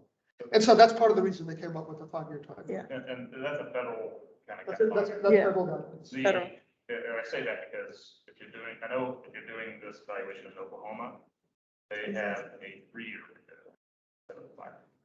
Yeah. So definitely check the window. A lot of times that window is kind of a regulatory compromise where it's a period of time where they feel that it's substantial enough to be able to adequately capture changes without substantially penalizing the company for economic reasons, that sort of thing. But I guess the biggest thing is what Michelle has outlined is what the federal rules say. This is the way the EPA would generally administer these programs nationally. But each state is an entity among itself, right? State environmental programs actually have a lot of power and authority depending on what state you're in and what kind of agreement you have with the EPA. And so some states will have a shorter timeline. So what we're talking about in these presentations are the way in general that the EPA rules read and the way they intended to be applied nationally. But always check with the state program in the state that you're operating in and make sure that you don't run across any inconsistencies like this because they may have a slightly different version of what they expect to see. Yeah, and it's always worth a call if you're starting a project and you're starting to outline what your assumptions are and what your train of thought is. Most of the permitting entities with these regulatory agencies, they're glad to have a sit down talk with you over the phone, what have you. Email sometimes gets a little bit complicated. Sometimes still adequate enough to get the point across, but it's always good sometimes to have a sit down and say, this is what we're thinking, this is kind of the way this is lining out. Is there something that we're missing here? And I can tell you from And, experience. getting that wrangled out ahead of time is way better than putting together a bunch of assumptions, putting together your netting, putting together a permit application based on that, and then having the agency tear it apart because of two wrong assumptions. So You can get a lot of information transferred back and forth in a 30-minute phone call with a regulatory agency. mhm. You know, most of the engineers, I can speak for my history in Texas, but since I've been with Spirit, I've dealt with a number of other states. They're trying to do a job too at the state agencies, and most of them are very willing to work with you and to go over items and help with topics. It doesn't mean you're always going to like the response you get, but most of them are open and willing to help through that process. Yeah, don't, I can tell you that with major NSR and the stuff that Michele is going over, you can really get lost if you handle this all by email because you don't have that ability to confirm understanding back and forth. And so I agree with her. If you have any questions or anything at all, and it looks like it's going to be complex, just call and talk to them. yeah, a lot of people are afraid to pick up the phone, or they say, oh, you know, it's gonna take them days to call me back or something like that. But, you know, that short conversation with them is far better.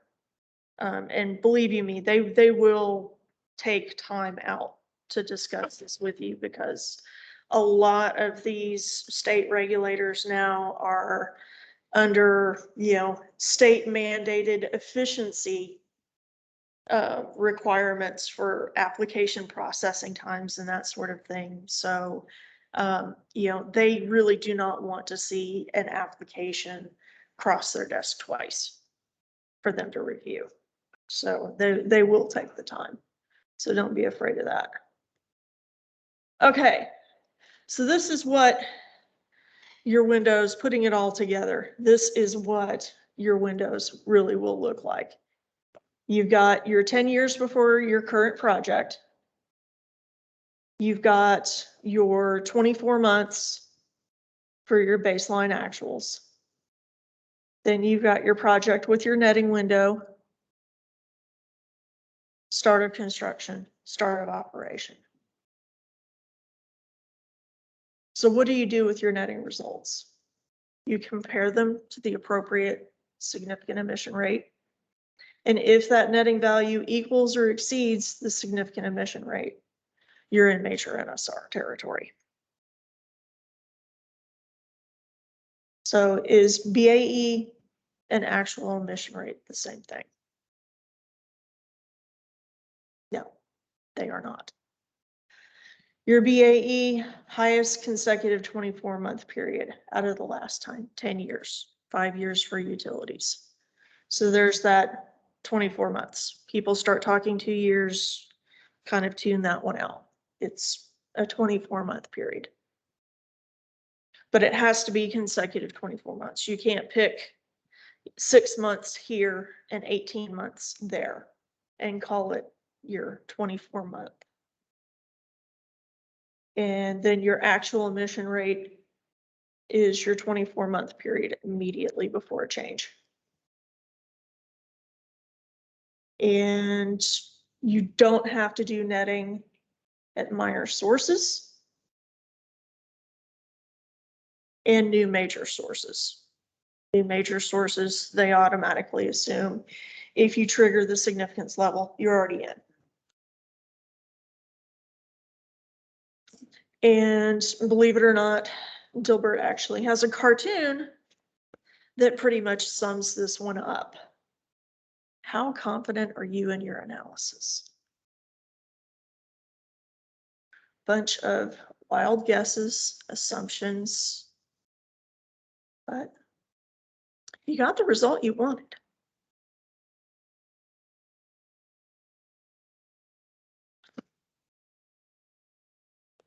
So don't be Dilbert. You need to know what your assumptions are, what periods you are specifically looking at, what those emissions are. Are you using the BAE? Are you using your PTE?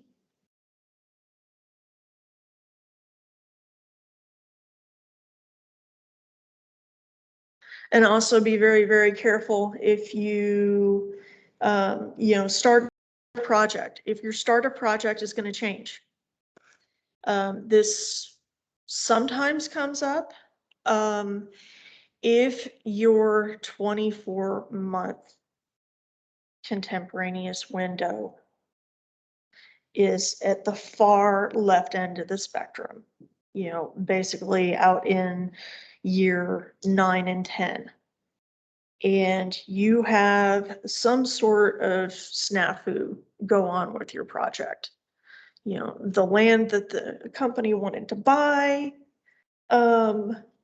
fell through, and they're scrambling for a new property, engineering design issues, equipment production issues. That's a big thing right now. All depending on what you're trying to build or trying to modify. We are looking at insane, 12, 24 months, 30 months for construction of critical equipment like towers, things like that. So if the edge of your window is out in year 9 and 10, if your project, say you wanted your project to start January 1st, 2024, and it's now getting pushed into, March of 2025, then you've just lost 15 months out of that window. So that window's got to slide. All right. Go through a few examples. Minor unnamed source in an attainment area. Should be fairly simple. Current PTE, 70 tons SO2. Proposed PTE, 130. Baseline actuals, 70. Projected increase. 130 minus 70 is 60. It's at a minor source, not a major source in and of itself. You don't trigger major NSR. But you're looking at minor NSR. Example 2. Named major source in a Texas serious non-attainment area. Current PTE, 50 tons of NOx. Proposed PTE, 70 tons of NOx. Baseline actuals, 40 tons. Projected increase. 70 minus 40 is 30, but it's a named major source in a serious non-attainment area, and the emission increase exceeds 5 tons per year. So yes, netting is triggered. So we're going to be including current project and all creditable increases and decreases within that window. So we're looking at that 30 ton per year increase. We've got a May 2015 project that was a 10 ton per year increase.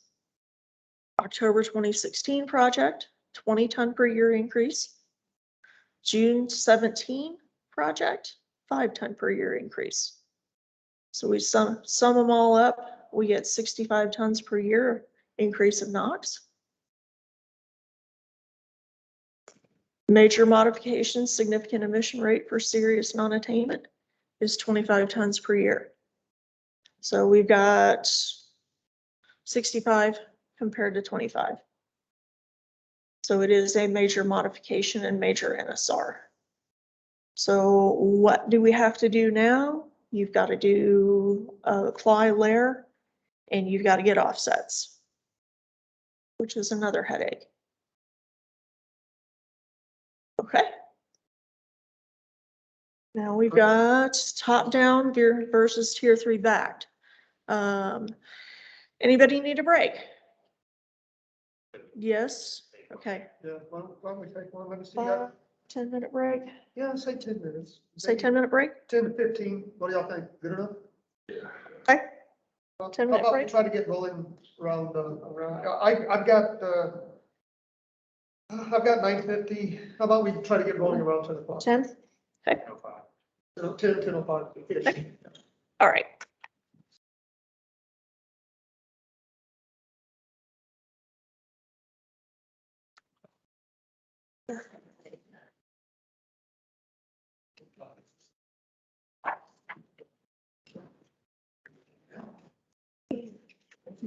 Oh, absolutely. I like Aggie math. You're specifically trained in it, right? Absolutely, absolutely. Also the good cooking of this nice. I think we will be, we are going to send areas. But did you sign the citation? Yeah. I was gonna say, sign up here if you want to give me your card. Right, oh, yeah, Email on that. yeah, just, if you wouldn't mind, maybe. Yes. That you would like a copy, we can share your copy of it. Good morning, how are you? I was driving in.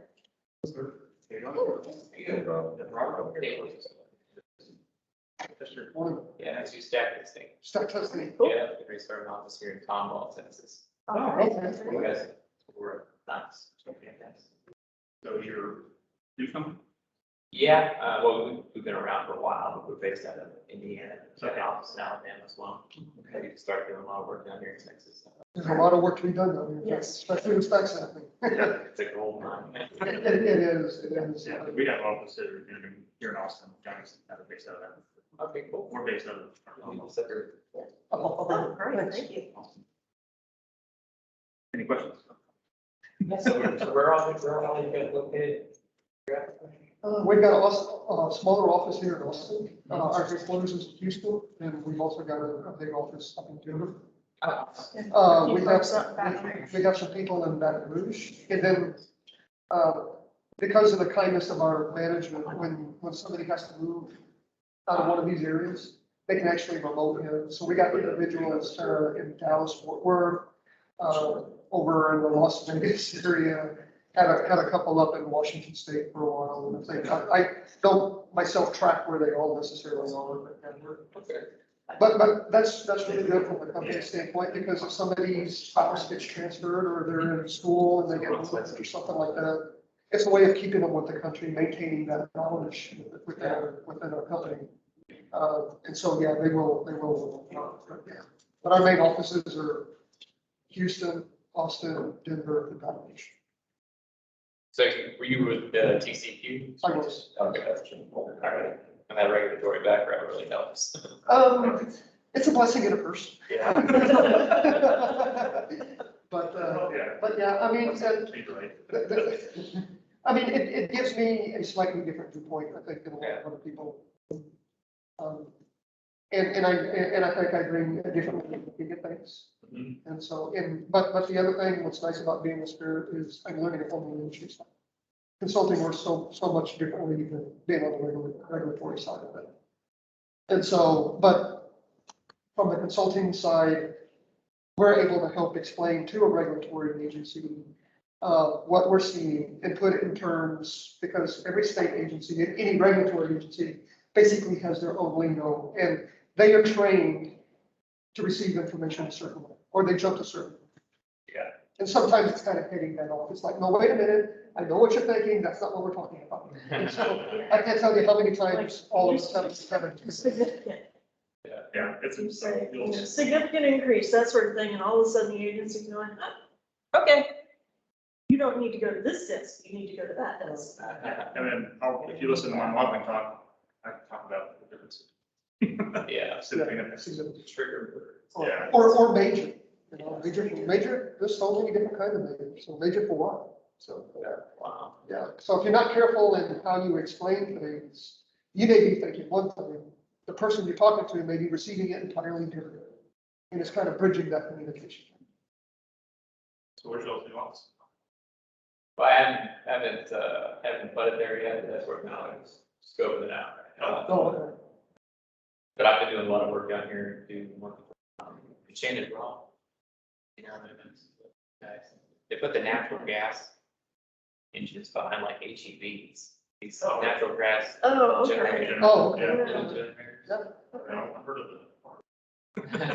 Well, that's where it came up. Yeah, the guy started the company, was climbing the enchanted rock, and it came up with the idea for the company. But it's pretty genius, really. They don't actually own the generators, and HEV doesn't actually own the generators. Some third-party investment company actually owns them, and it's So they're installing. leases them out, install them, and maintain them. But the generator can, keep the groceries cold when the power goes out, but it also shoots energy back onto the grid. Yeah. Really? It is. Oh, let's see if I can find the call. Robert knows where it is. Robert. What? Coffee? Oh, yeah, inside the. You know what we call. I know you I need to walk around a little bit. do. You have to find it. Water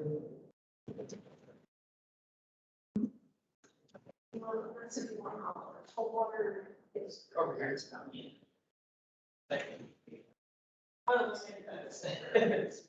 Only make that. It's great if you want coffee.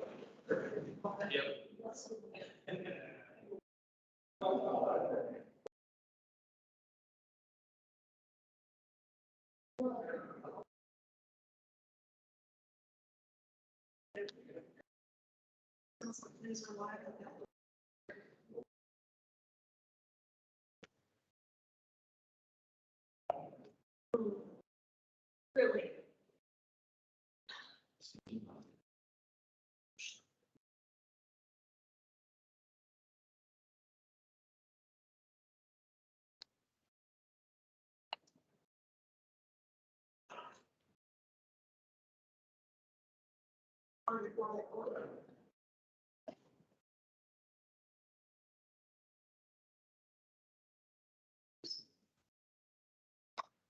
Good Lord.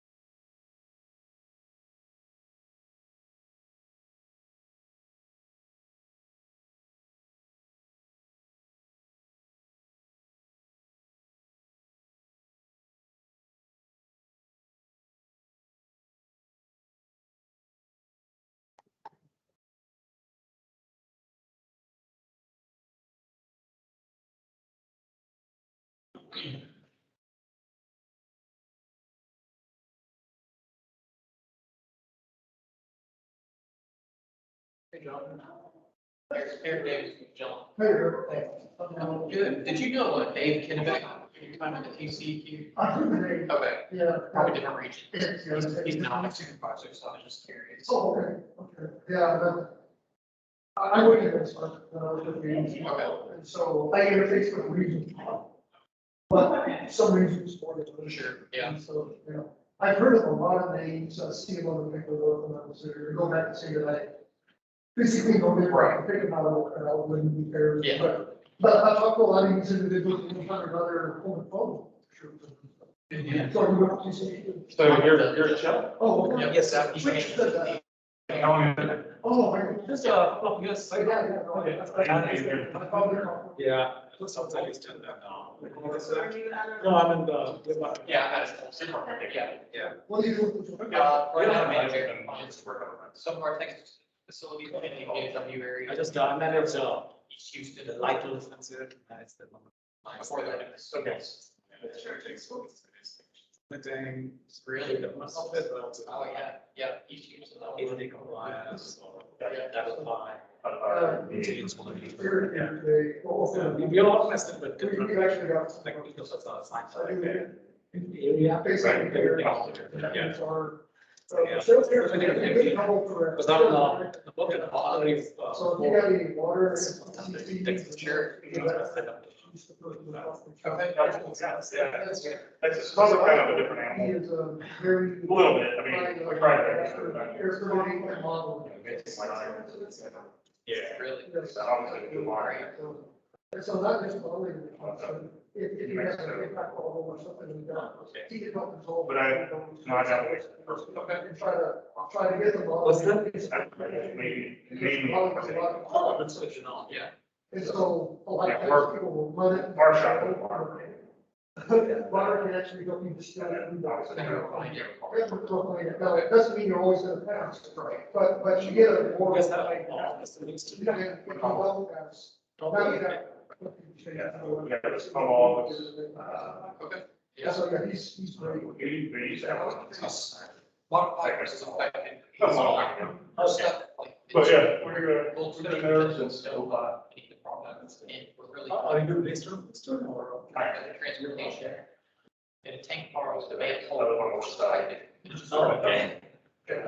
Usually. That's good. Yeah, And no, then tank, moving on tank. It's still kind of like getting this for the program reality. Yeah. I moved from Colorado. Yeah, so if you were to add Somewhere in the in your tight line through that, Yeah, maybe we have. it's not going to the tanks, it's just going And to then I the get. facility. Facility. What do you say? That'd be modifying the manifold, that'd be. You might as well have. 5 tons per year. So, yeah. Affecting Yeah. See the bill. insignificant. Especially if it's not. Yeah. Basically, property, and you got asking. Guess how much is I hope it's just. Capturing those emissions. that are- Just don't buy some. Okay. So yeah, because. The one spot We where don't you have anything like, else. you've got manifold that is part of the network. You're adding, so you have to hold it, and that's gonna increase your throughput, which is huge. Like the. No, I don't. Be on that. So there was a connection, but I mean, in reality, the onus is on us to prove that it did not increase our emissions rate. Thank you. And so if it's. Put my email down that I didn't bring my card. Thank you. New piping system. You cross over. Whatever regional also do. It's not. Because then- We go and tell us. No, So you have to. it's like a snap bottle. Why that connection is there. Yeah. Yeah, don't use it for. It's just special. It's not a credit. So you guys have your. It's all stairs. Yep, yeah. That great magical gentleman. Somebody can use this. Something from the shelter. Yeah.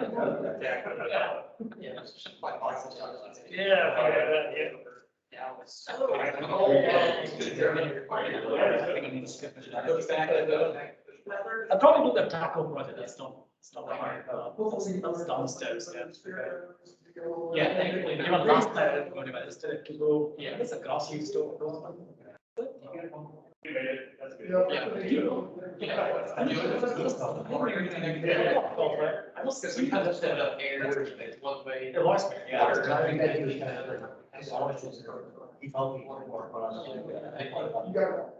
I wish, back in the. I did, yeah, I did. I was driving and I go like this. I don't text to say, did you guys have the snow?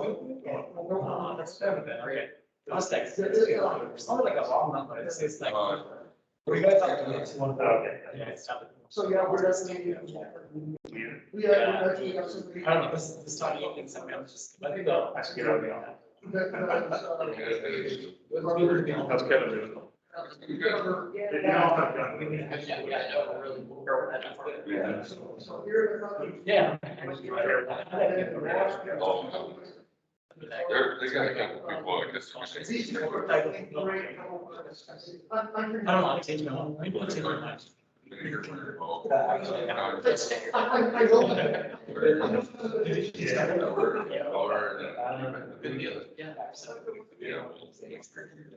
It's funny. Thank you guys. Yes. Probably got in touch. Yes. Thank you. Oh, yeah. Oh, my God. She wasn't sick. I never worked with her. We'll definitely, Yeah, feel free to that.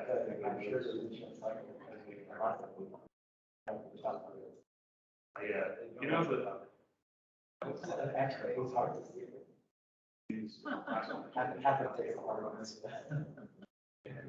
It was something like that in Dallas, so. We couldn't find you. It's on that same. Yeah. Brian, I think that's good. I talked to him, I think. Hopefully they decide that. It should come out. Yeah. Maybe it was you. I don't know what the. yeah, I was trying to, place it somewhere. I don't know. He's really like. Yeah. Well, I never heard that once. But if the new team comes, it's not as you like, what's up with it? I'll shoot an email. Yeah, I mean, like, you don't want to, like, I need my house. but they're doing it as shells. Or shedding. That's how. The new church, I think it was the,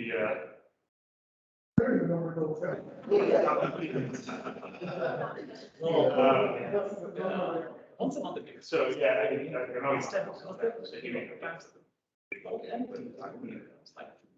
I saw. But that's, they would have to look at it, I think. For sure. Oh, no.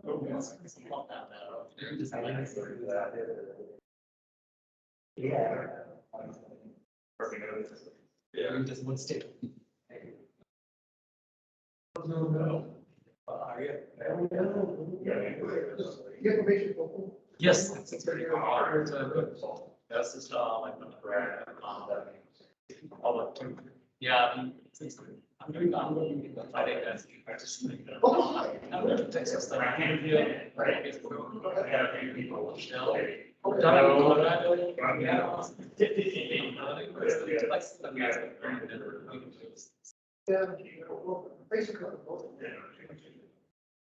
You know, it's one thing.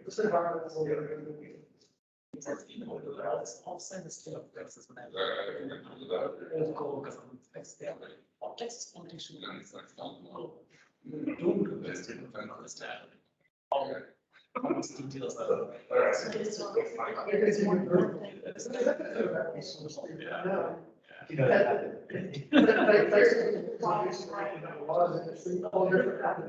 Which is why we got With our company, we got various different types of staff, teams, we got air people here, we got land and water people here, we got environmental, social, and justice, people here that also do, green and sustainability, and all of these are exercising different universes. Oh, yeah. They're all possible.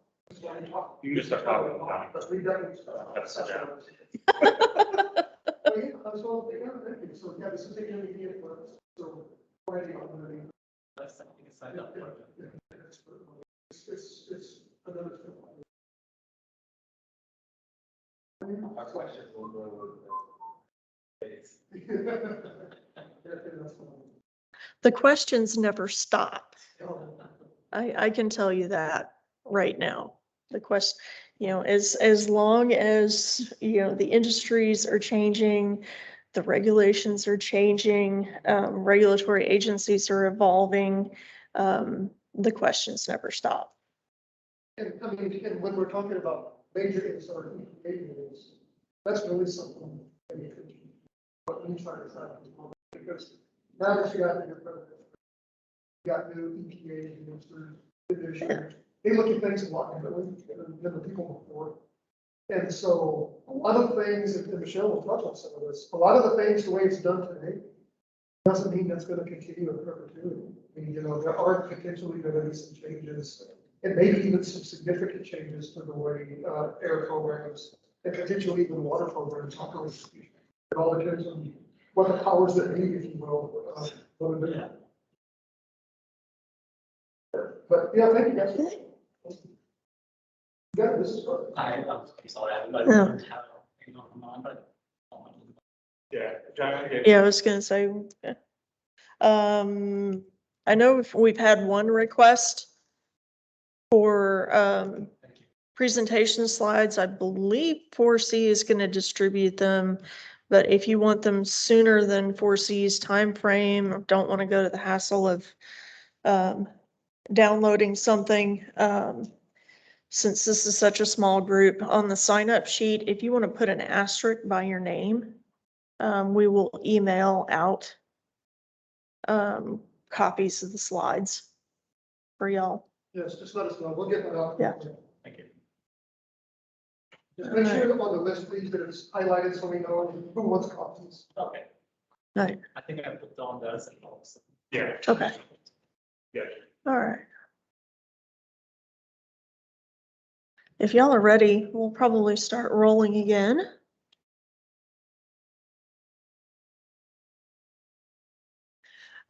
Our next topic is on BACT. Everybody's heard the term.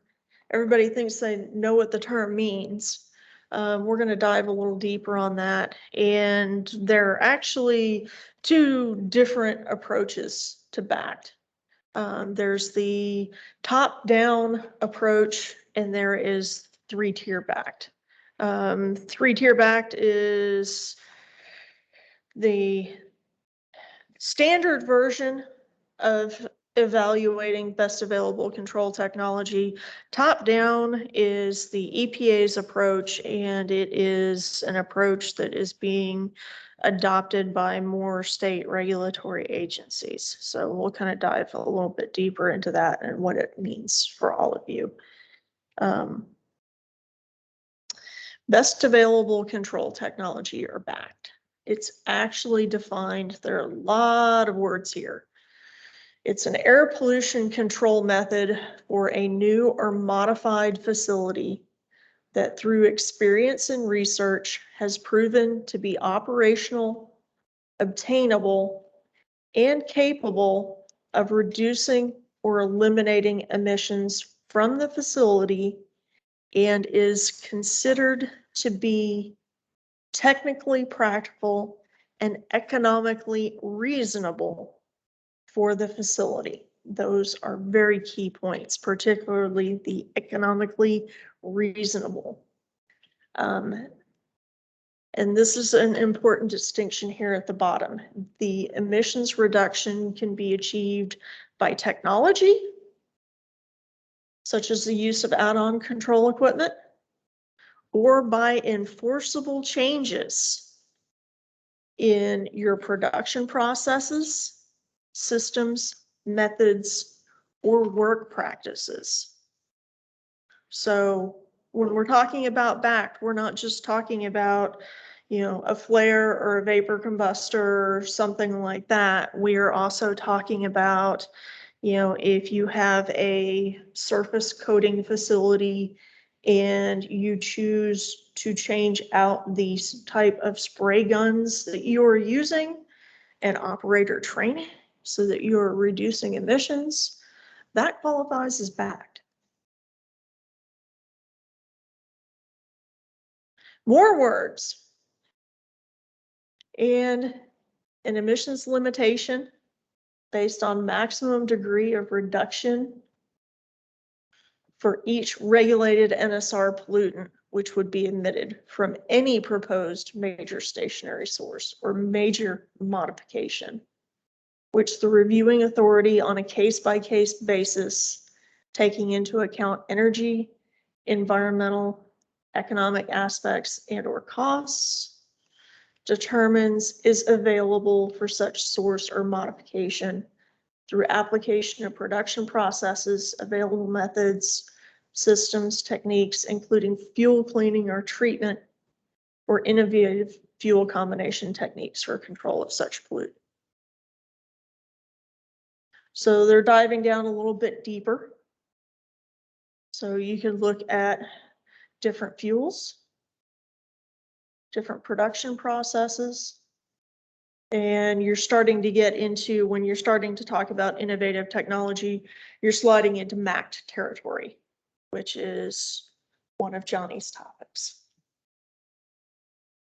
that he would go into in much more detail on Friday in the advanced.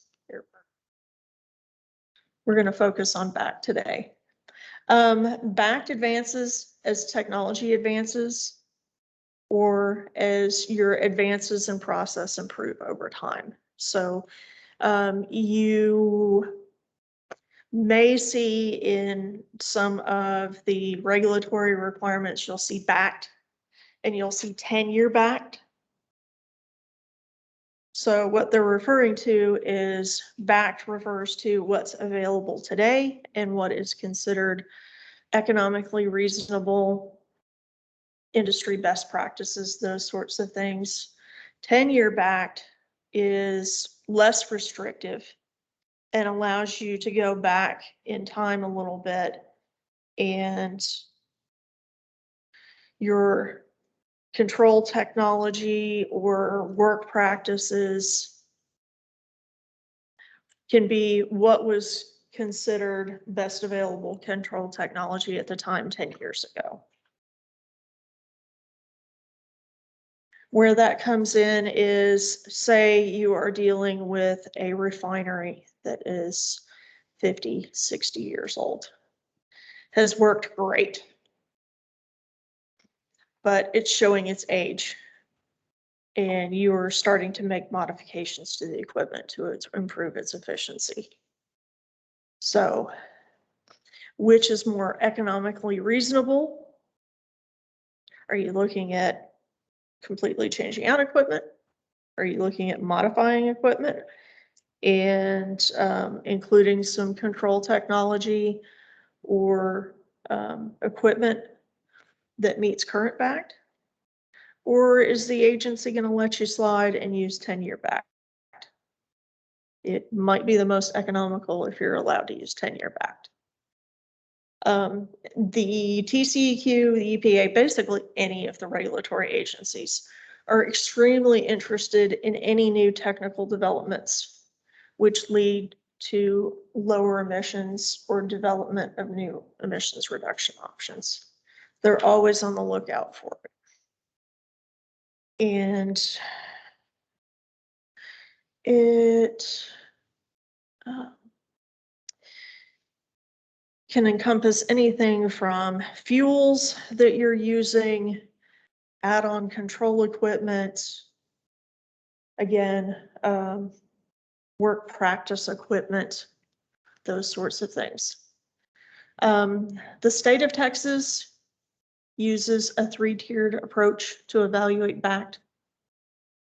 Tier 1 Your controls are compared to emission reduction performance levels accepted as BACT in recent NSR permit reviews for the same process or industry. So basically, you're looking at permits that have been issued for similar processes or equipment.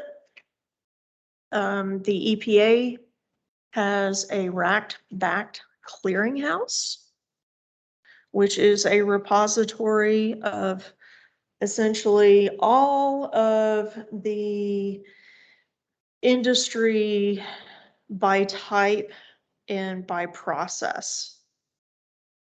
And they list out what pollutants were being controlled and the equipment that is being used or process method that's being used to control those emissions. And that's all there for the wallowing in electronic database heaven for a number of things. So usually one of your first tasks when you're at the tier 1 backstage is either going through and researching agency permits that have recently been issued or going into the BACT clearinghouse and looking up to see what's been done. If BACT has not been established under tier 1, you compare your proposed controls to accepted BACT in recent NSR permit reviews for similar emission streams in a different process or industry. So you say, okay, well, you know, we're building a marine terminal facility for importing and exporting ammonia. And there hasn't been one that has been constructed in the last 5 years in the state. So we are going to take a look and see if Florida or California or New York, that also have large ports, might have had a permit issued. So we would look at that. Tier 3, when you get up to tier 3, is the economic evaluation. You really only go into tier 3 territory if the first 2 tiers have failed to identify emission reduction options that are technically practical and economically reasonable. This is when you get down into the financial weeds of how much is it going to cost per ton to control our emissions. And you rarely get to this point at all these days. Most of the time, we have gotten a plethora of different emission control technologies and alternative emission control technologies that are available, that you rarely ever reach this point anymore.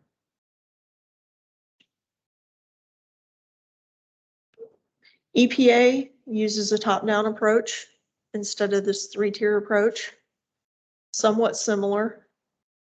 Like I mentioned, we're gonna go in the BACT layer clearinghouse and identify what our control options are.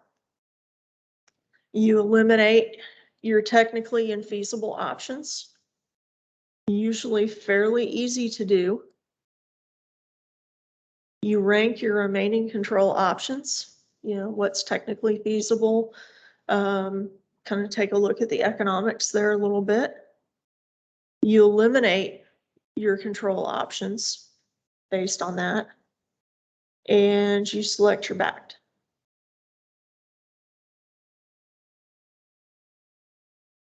So with the EPA's top-down approach, there are a number of states which are adopting and kind of pushing that one a little bit further forward. The state of California is broken up into multiple air quality management districts. That's their air quality governing structure. They all follow the top-down approach. The state of Massachusetts follows the top-down approach. Michigan, I believe, is now following the top-down approach. TCEQ is probably not going to ever follow the top-down approach because its permitting program has been built around the tiered BACT structure. So. And part of the reason a lot of people don't know this, kind of get back to some of the elementary aspects of it again. The reason Texas is so vehemently and really adheres to their 3-tier approach is that it actually predated the EPA's top-down approach. Texas had the first regulatory agency in our state was called the Texas Air Control Board. And prior to that, air emissions were controlled, but it was under the Texas Department of Health. And so that's where this whole thing really started. So Texas was actually controlling emissions and looking at control technologies 5 or 6 years before the EPA was even created. So that's part of the reason sometimes you'll see there's like struggle back and forth between Texas and the EPA, 3-tier versus top down. It's because Texas was doing a 3-tier approach before the EPA was even invented. And so that's part of the reason you'll see the state of Texas. I'm going to use the word fight, take that the way I mean it, not the way it's. They're just rogue. That's all. That's maybe a politer way of saying it. Texas will go back and hold to their 3-tier and say, you know, we've been doing this before you even existed. And so, yeah, there's a little bit of, dare I say, state pride and somewhat of a turf that goes on between the 2 agencies. But yeah. Okay.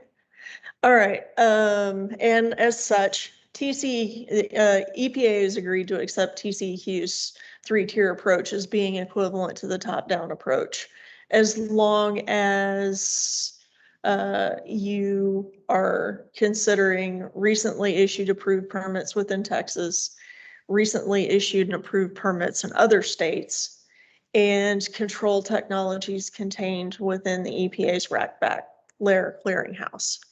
So that's a hint that don't stop your search for BACT or your evaluation for BACT at, you know, this company with this facility, you know, they built something 6 years ago that's similar to what we're proposing. This is as far as we need to go. You need to widen that circle out a little bit and make sure that, you know, the control technology, control methods that they're using and that they got permitted for are still considered BACT and are still economically reasonable. Off-property impacts. Keep in mind, permit reviews have 2 parallel reviews. You're looking at BACT and you're looking at public protectiveness, aka an air quality analysis, which may include modeling for off-property impacts, which is where Robert is going to talk a lot about modeling, what to do if you have modeling exceedances, all that good stuff.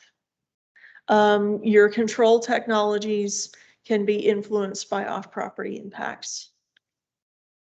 So say you select a control technology method. It's been permitted for other facilities. It seems economically reasonable. You propose it. State agency says, okay, let's see your air quality modeling.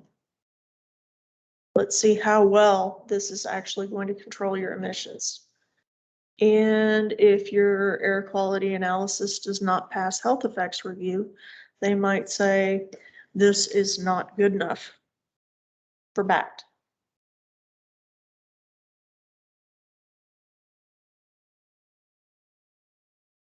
So we're looking at either air toxic effects, specific criteria pollutants that might have health effect screening levels, or violations of a national ambient air quality standard.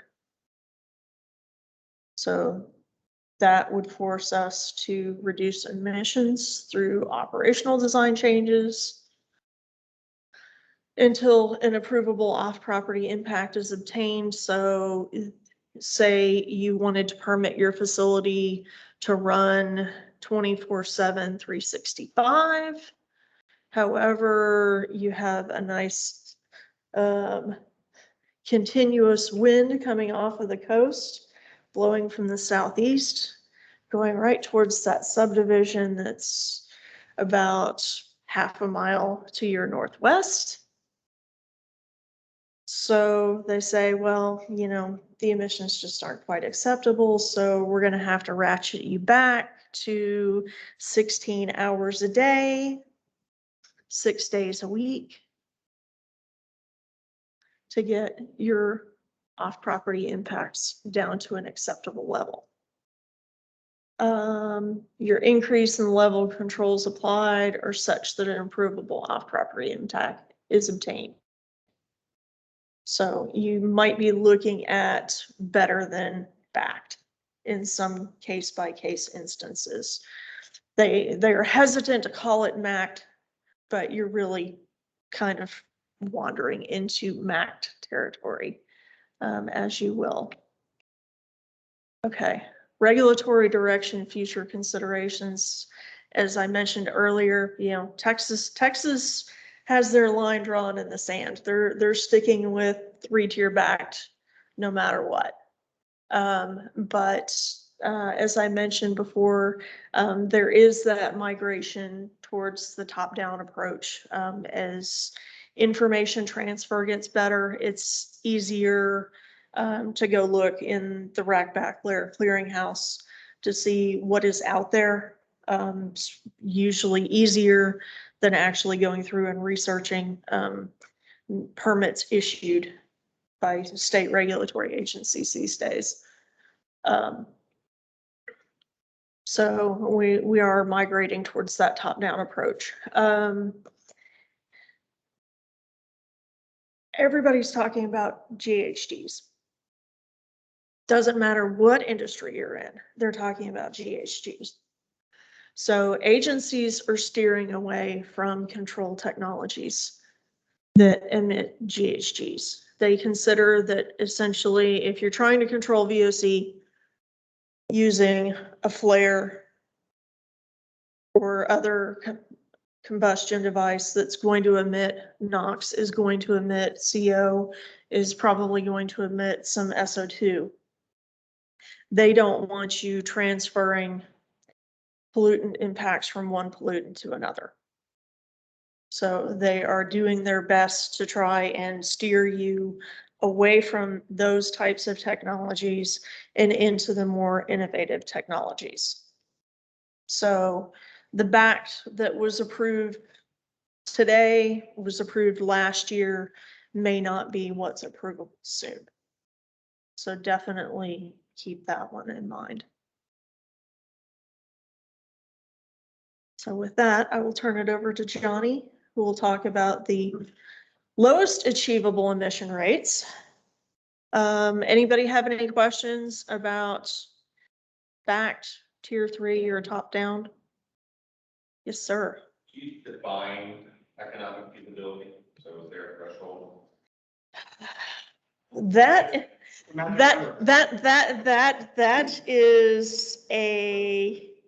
That is an extremely loaded question with a very, very Okay, let me phrase it another way. What has fluid.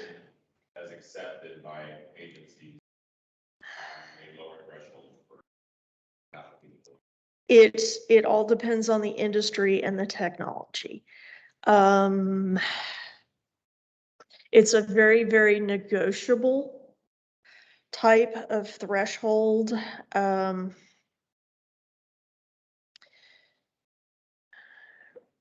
no define. There is no cost per ton type of criteria out there that the EPA or any of the state regulatory agencies are aiming for. And you would think that that would be kind of an appropriate benchmark to start with. But you know, a lot of the permitting agencies and, you know, EPA staff, they keep up with the economics of, you know, what it costs to install a vapor combustor, what it costs to install a flare, what it costs to implement, you know, an LDAR monitoring program, those sorts of things.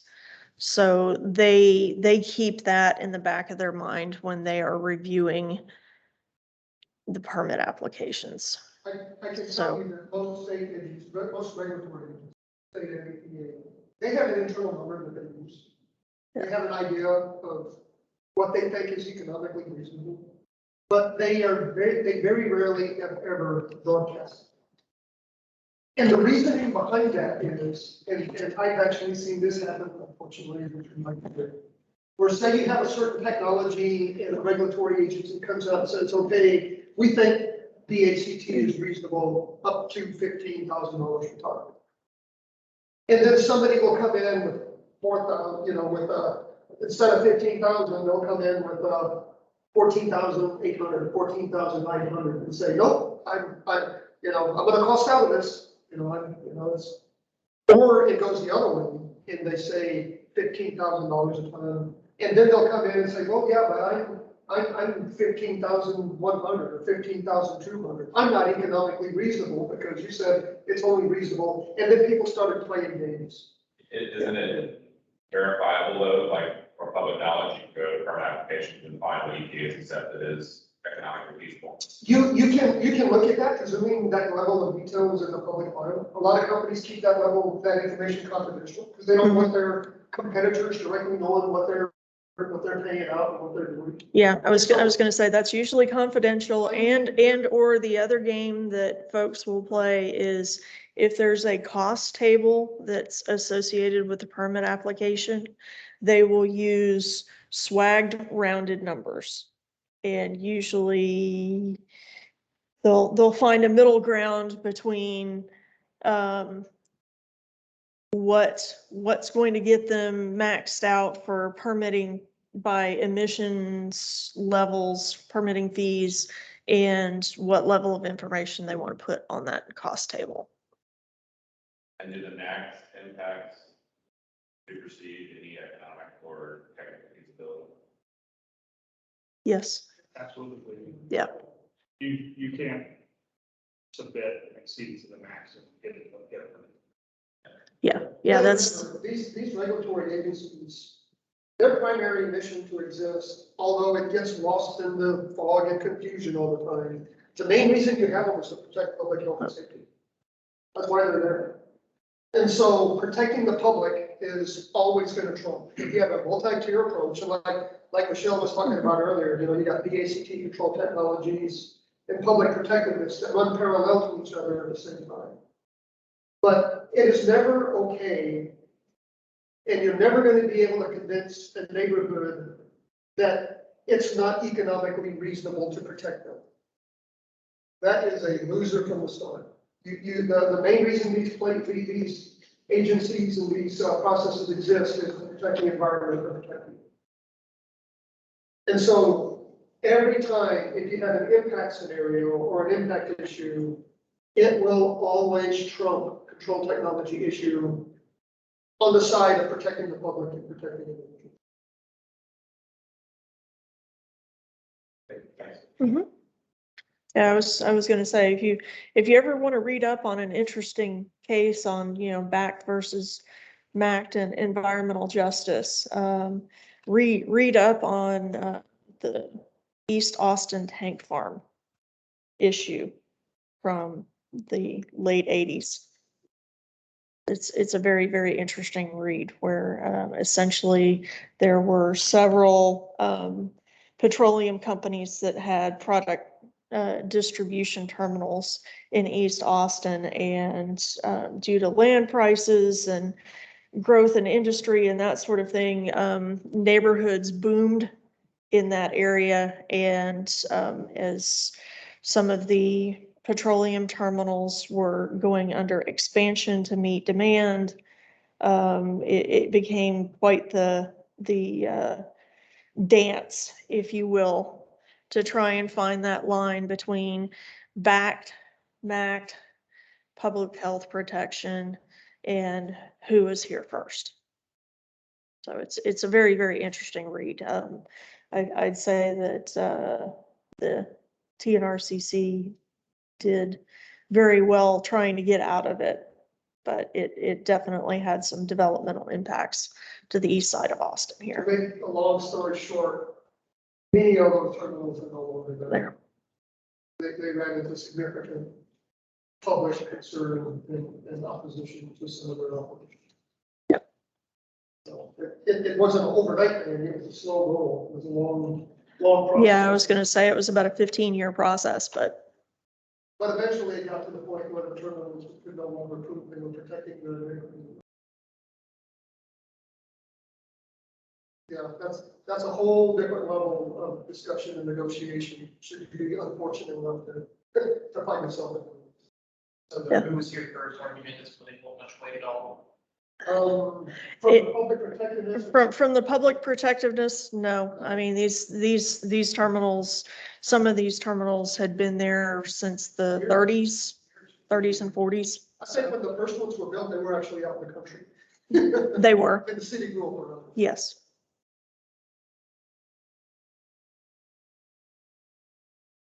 All right, you want to talk about Lair? I'll talk about that. All right.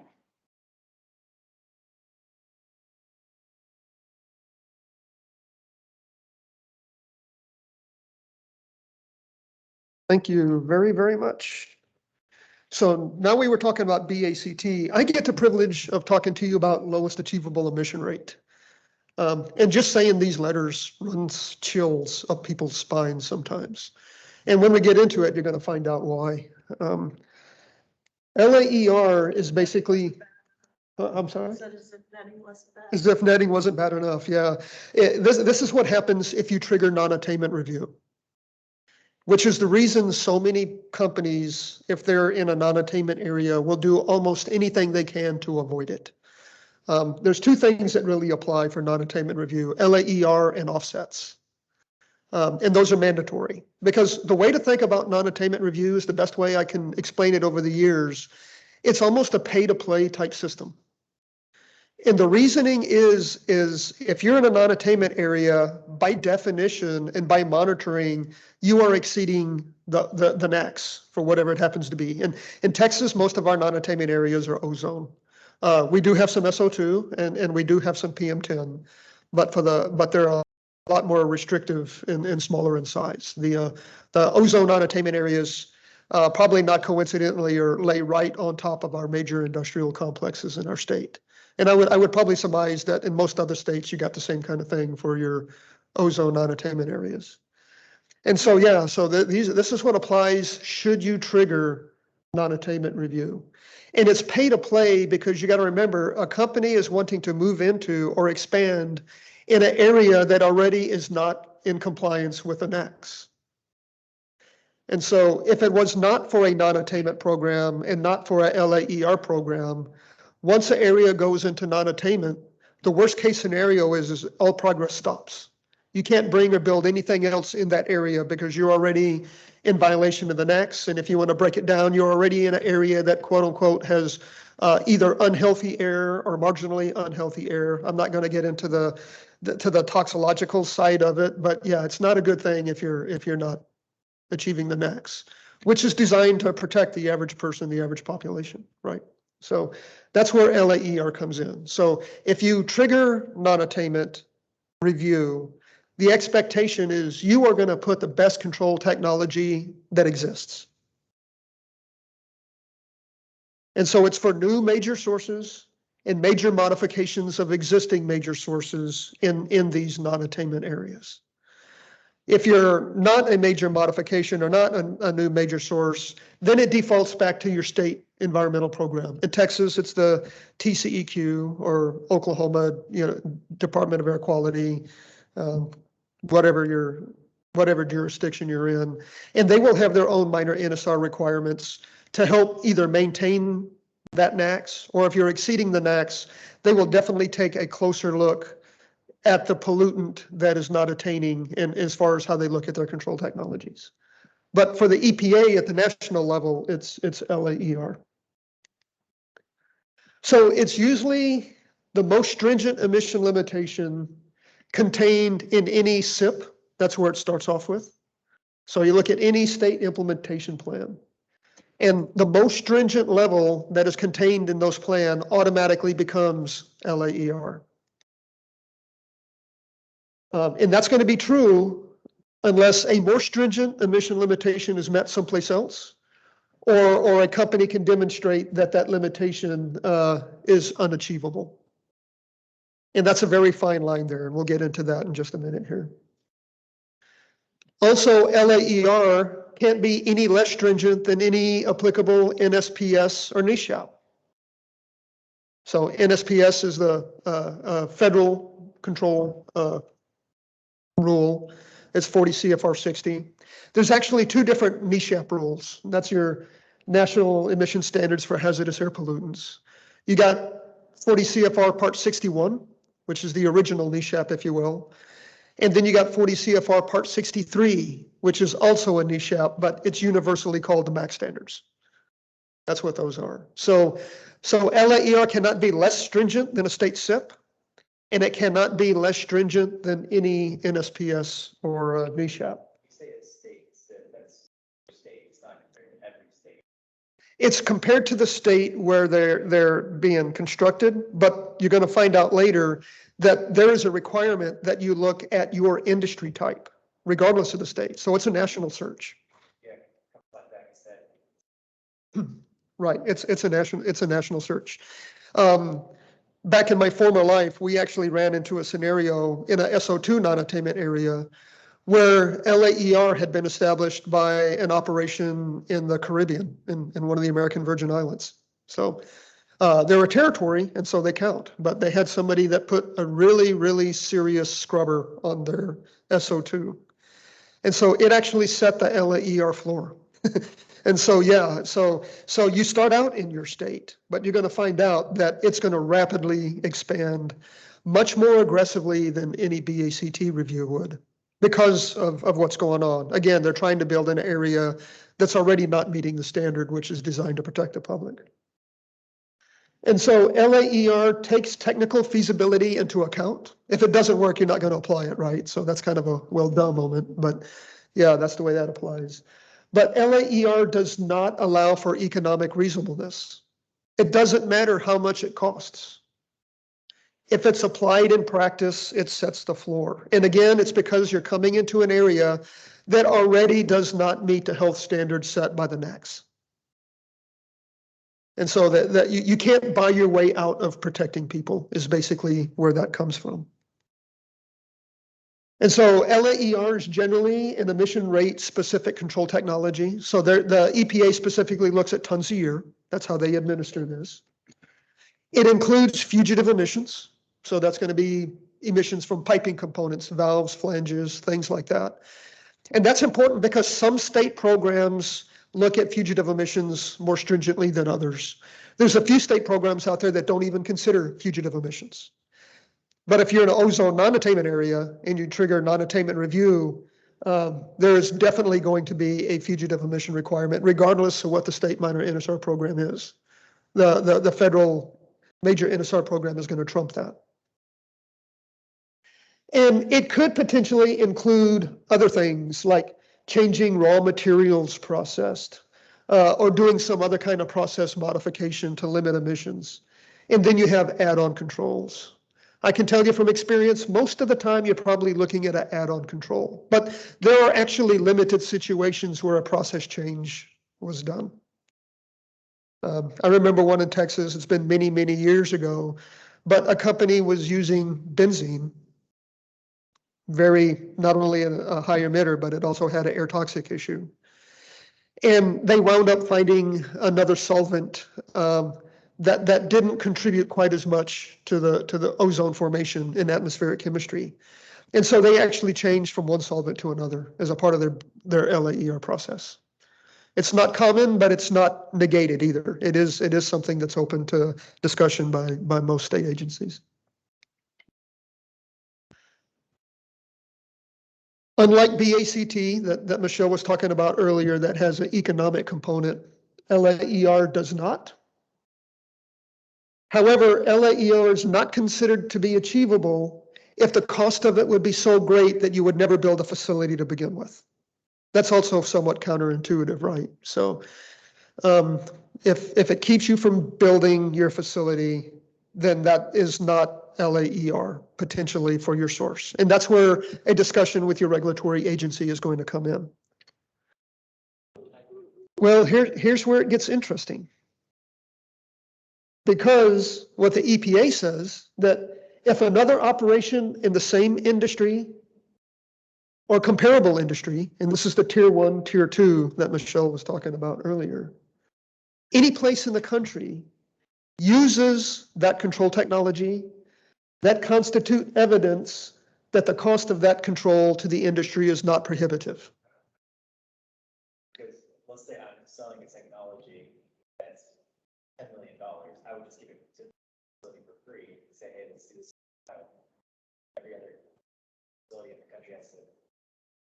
Well, you have to be careful, and that's the kind of discussion you would have with your regulatory agency. If you gave it to somebody as free for a one-of, you might be able to make the argument, but you're not going to give it to free for everybody. That's what I'm saying, you establish what layer is now every single facility in the country. Absolutely. But that, basically, that hasn't been built. Again, it doesn't have to make sense. It's the law. It's kind of what it defaults back to, because that when you're coming into an area,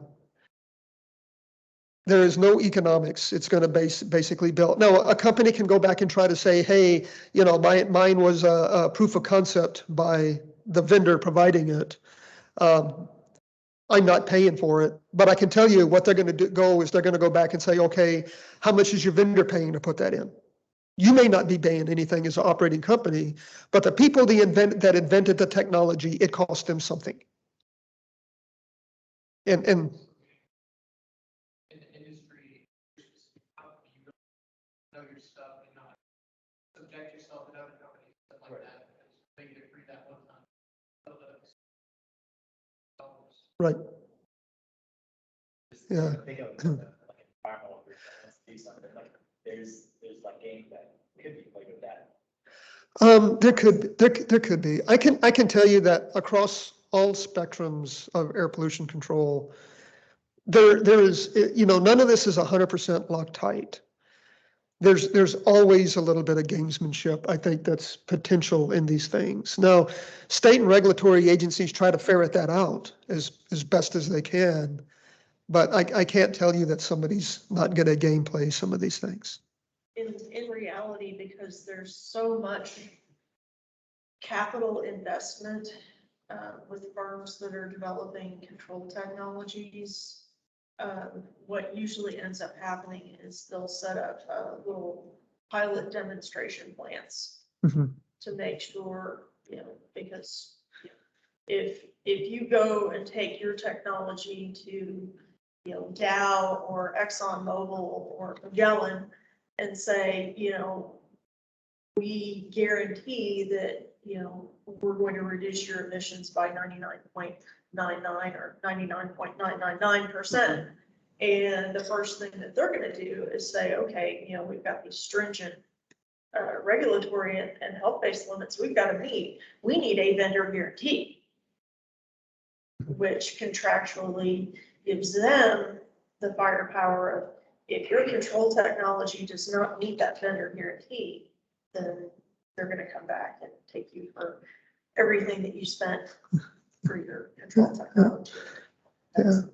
And so just keep that in mind. When you say somebody gives it to you for free, what's the cost of free?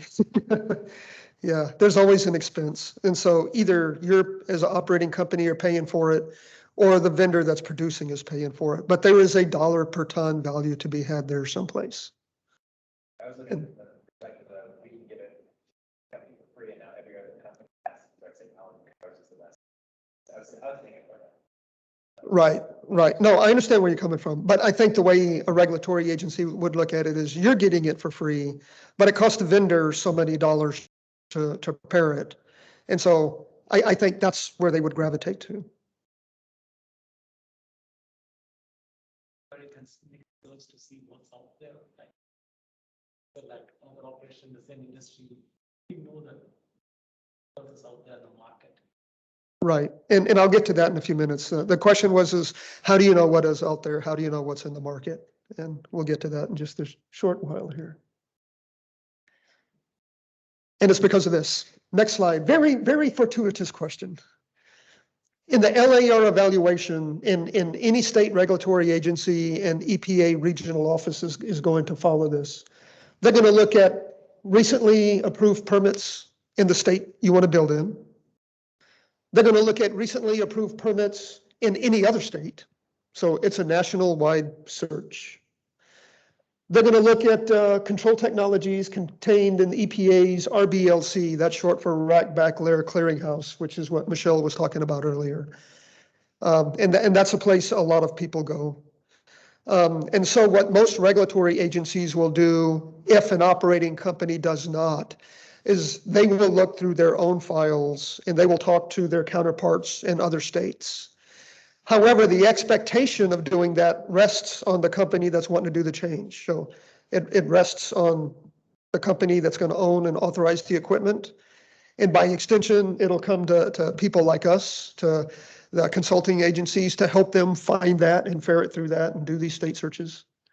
And then there's the RBLC, Rack Back Layer Clearinghouse, which is another way you can go. And I'll get to that in just a minute here. And they'll also look at SIP limits. And basically what that means is not only are they going to look at control technologies issued in permits, they're going to look at rules. And, you know, like in Texas, our SIP rules for VOC, it's 30 TAC 115, often shortened to chapter 115 for VOC.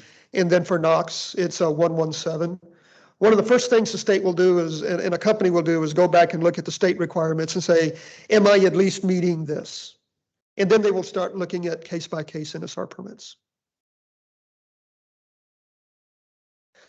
And so the Rack Back Layer Clearinghouse, it's basically a clearinghouse administered by the EPA. I put these slides together late last year. So at that time, they had over 5,000 control determinations in their database. They track it by pollutant. So they had over 200 different pollutants and 1,000 different types of industrial processes. And so it's available online from the EPA. And as of now, there's actually 3 different ways you can search the EPA database. You can look for search by facility data, by process data, or by pollutant data. And how the RBLC gets populated is ideally, if a state issues a PSD or non-attainment permit, they are required to report those permits and those control technologies to the EPA. And the EPA will take those technologies and they'll add them to the Rack Back Layer Clearinghouse. So there's no economic information. You have no idea how much people paid to put these controls on, but you can sometimes find out what kind of facility they are, where they're located, and what kind of control device they're using. And so it's a pretty good initial canvas to see if you're in the ballpark. But rules are always changing. And permit control technology continues to advance, as Michele was talking about. And that not only affects BACT, but that world affects LAER as well. One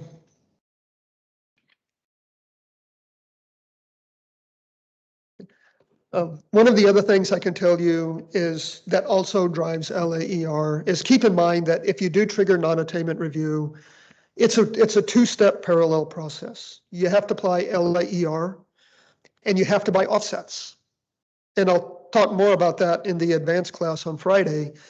But just diverging a little bit here, part of the pay-to-play program, if you will, is for all the pollutants you put into a non-attainment area, you have to remove at a minimum an equal number of actual emissions, and depending on the classifications, maybe even slightly more.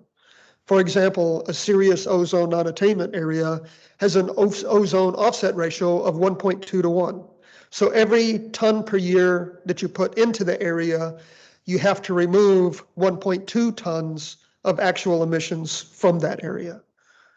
And so the area gets slightly cleaner by doing the LAER in a non-attainment permit. That's not what states rely on to meet the NACs. There they do SIP rules, which is why that's the first place you go to look, is Rack-Back-Lyric Clearinghouse and to see what your SIP rules are. Because the SIP rules apply to everybody above a certain level. LAER only applies to companies that modify and trigger non-attainment review. So a SIP rule is a much more across-the-board control technique to reduce emissions and to hopefully get the ozone area back into compliance. Part of the things that go along with offsets is offsets can be very expensive. I know in the state of Texas, and it varies, because offsets, the best way I can describe it, it's almost like the stock market. Tons of emissions are worth what somebody needs those tons is willing to pay for them. I have seen emissions range anywhere from $80,000 to $90,000 a ton. And back before COVID, when industry was really booming in some industry areas, it got north of $200,000 to $300,000 a ton. And if you're coming in with a 40 or 50 ton project, you know, a few million here and a few million, all of a sudden you're talking real money, is the old saying, right? And so what some companies will do to avoid triggering non-attainment review and avoid triggering offsets is they will actually employ LAER and pay the control technology fees up front so they don't have to pay the offset reduction fees at the end of the process. And that's what actually drives LAER to some extent too. So don't think that LAER is solely a non-attainment permit function. That's what it's intended for. But sometimes LAER is advanced by a permit that does not even trigger non-attainment review. And that's the reason that you have to go back and look at state authorizations and air permitting authorizations. It's because that next control technology step, that next technology gem may not be in a non-attainment or PSD permit. It may be in a minor permit in some corner of Wyoming. But if it's there, if it's in place, and if it works, that sets the LAER floor because somebody is using that technology. And so that's kind of what LAER is and what it's about. So again, it is a very onerous, rigid, and stringent program by design because you're coming into an area that is already out of compliance with the standard. And again, it gets back to what is the cost of value of money to a company versus what is reasonable to protect somebody's health. And when you put a personal health matter in that equation, it's always going to win. And I think if you were living next to a plant, wouldn't you want that? If you turn that around, wouldn't you want to be protected and make sure that they're watching out for your air, especially if in an area that already doesn't meet the standard? That's the kind of level and the reasoning behind this program. And so sometimes you need to think about it from both sides.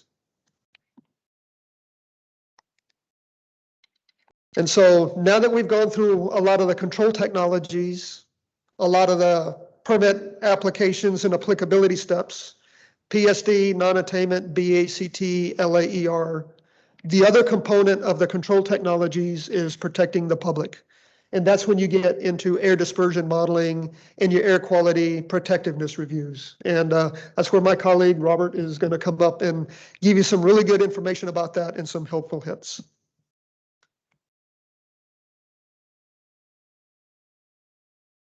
Thanks, Johnny. Yes, I'm going to wrap up our conversation today with talking about air dispersion modeling. And my goal is to explain what you guys need to know if you were considering to run a model yourself or hire somebody to run a model for you in support of an air permitting action.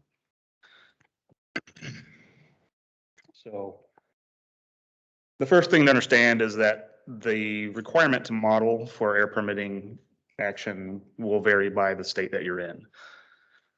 Some states don't require it, depending on the level of permitting that you're proposing. But you can always count on, if you have a major NSR permitting review or PSD permitting review, that you will be required to model to demonstrate compliance with the NAAQS and PSD increment standards. So the reason for that is that it's a federal requirement, so it applies across all the states. But beyond that, if you have a permitting action that maybe is a minor NSR permitting action for here in Texas, or it could still be major, there are additional requirements that some states require you to model. Let's see here. An example of this is Texas. We have, in addition to the federal NAAQS analysis, if we had a major NSR permitting action, there's also a state NAAQS analysis that we are required to run for projects that are minor NSR. There's also a state health effects review that we have to do where we have to speciate chemicals.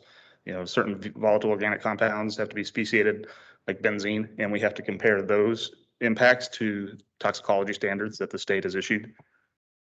And we also have property line standards here that we have to meet. These are concentration limits that are included in our regulations. I think when I think of these, I think of H2S and SO2.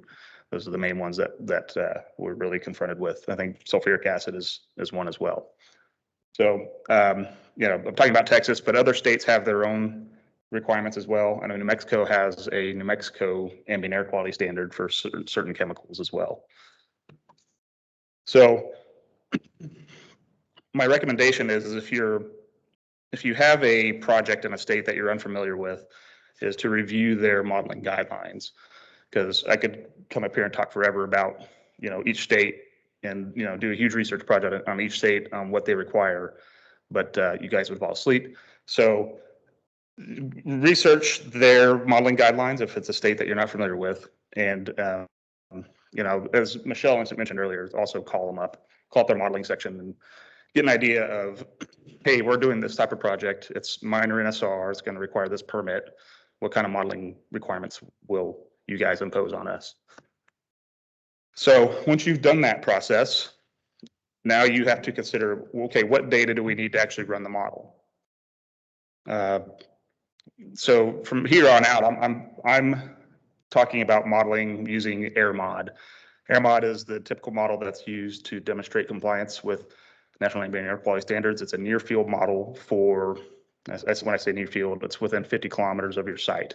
And it's the EPA recommended / approved model for doing these demonstrations. So if you're going to run AirMod, the data that you need will include source input data. This includes the source locations and coordinates at your facility, as well as their emission rates. This may include both the potential emission rate for that source or the change in emissions that you're proposing with your project. They may be the same. The change may be what your PTE is, or you may have just a small increase that you need to consider. So you need that information. You also need to know if your emissions are coming out of a stack, you'll need to know the height of the stack, the diameter of the stack, temperature, and exit velocity. Those are the 4 main inputs that we need for stacks. We also need, in addition, we'll also need orientation. If a stack is horizontal, we need to understand that versus vertical, and also if it has a rain cap on it. And for fugitive sources like equipment fugitives or maybe stockpiles or open tanks, open top tanks, you'll need to know the dimensions of where those fugitives are being vented from. So a good idea or a good example of this is a process unit. If you kind of know where the footprint is and where those equipment fugitive components are in the process unit, you just need to understand where the boundaries of where those sources are, and then also the average height of emissions, because that is an input that we need to put into the model. We also need site location and property line data. This is because we model impacts off of your site. So these are, you don't consider what happens on your site. It's only off property impacts. We will need building and structure, dimension and location data. This is because the model uses and calculates what's called downwash. And downwash is it's an effect that, well, let's see here. It pulls emissions down to the ground. As air flows over a building, it causes a low pressure low pressure area on the downwind side of the building, and it can pull plumes of air from higher in the atmosphere to lower in the atmosphere. And the reason that's important is because in the model, we're modeling concentrations at ground level. So we need to understand what kind of forcing that downwash is influencing on our emissions from our site. So that's important. We also need, obviously, the meteorological data, and lots of times it's provided by the state. If we're doing it here in Texas, they have a whole website with all pre-processed MET data for every county in the state.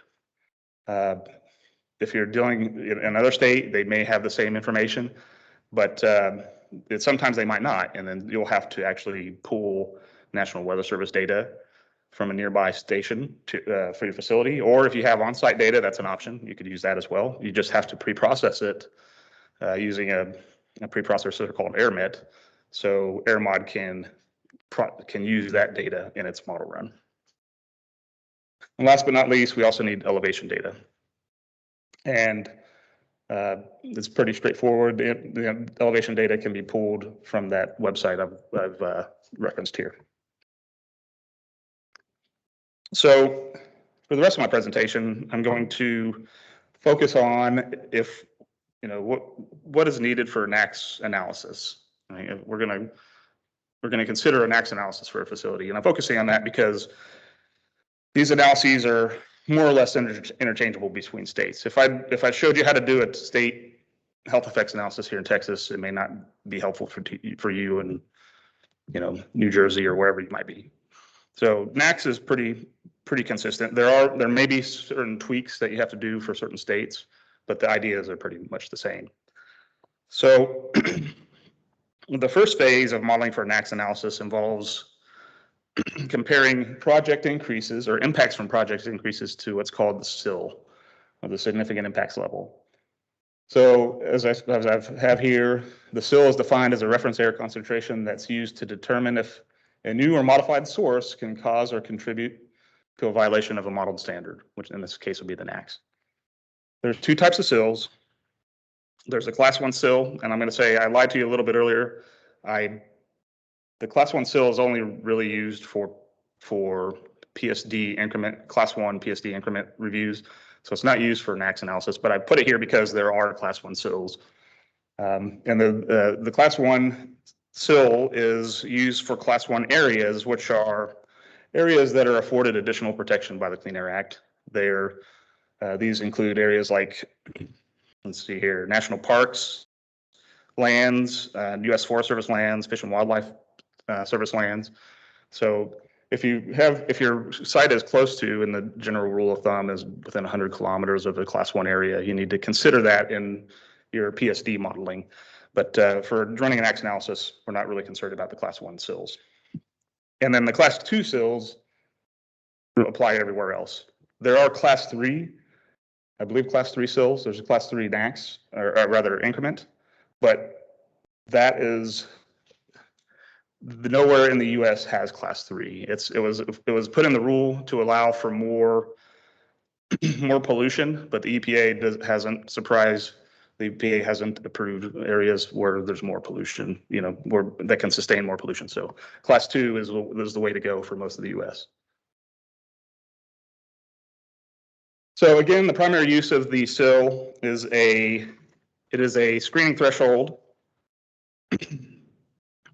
that is used in modeling for both the NAAQS and increment, but we're talking about NAAQS here. The evaluation is to determine if your project requires additional site-wide modeling. So we're talking about the project here. We've modeled, so we have a change at a site. We model, maybe it's a new boiler. We only need to model that new boiler's emissions. Or maybe it's an existing boiler and we are replacing the tubes and doubling the firing rate. We only need to model for this analysis the change in that emission rate. So, the analysis, rather the evaluation process, requires the modeling of the project emission changes. So this is the first step in the modeling. We model the changes. This could be, like I say, a new source, which would be model all of its emissions, or a change to an existing source, which we would just model the delta in emissions. It also could be a relocation of a source, where you model the old location with a negative emission rate and the new location with a positive emission rate. So that's why I say changes, not just increases. So the first step is to model the changes and then compare those impacts to the sill. And obviously, if your impacts for a new or modified source are below the sill, then that demonstration is complete because it's not deemed as significant.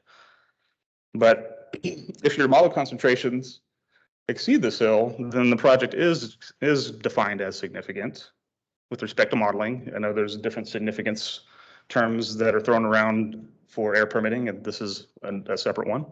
So it's significant with respect to modeling. You will have to do site-wide modeling then for that pollutant and averaging period. And the receptors that exceed the sill in your model are then defined as what's called the area of impact. That group of receptors is called the area of impact. Let's see here. So I've been talking about sills. What are they? Here's a fancy table with all the sills that are in effect right now. You'll see I've footnoted PM 2.5, the annual PM 2.5 sill, and you also notice that all but ozone, all these pollutants except ozone have multiple averaging times, so they show up more than once. And so that, when we're evaluating NOx or NO2, we have to consider both the 1 hour and the annual standard, and those are run separately. So, but I footnoted PM 2.5 annual sill because historically the agencies have, the 0.2 sill is something that was approved a few years ago. I think it was 2019, 2018-ish timeframe. And before that, the agency required the use of 0.3 for the annual sill. And after they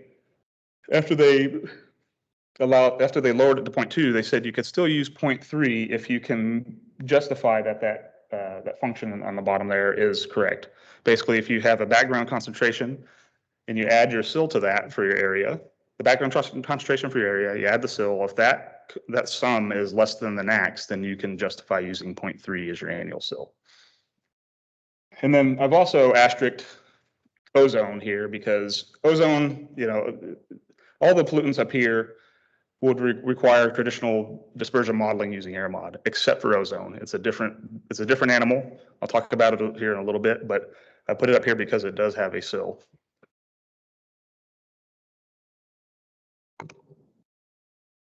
So let's say we've run the modeling for our project and, oh my gosh, we exceed the sill. What do we do? Well, there's two options. Some companies don't want to do the second option because they know if they do it, or they fear if they do it, then it'll be a very lengthy project and may require additional controls for the facility.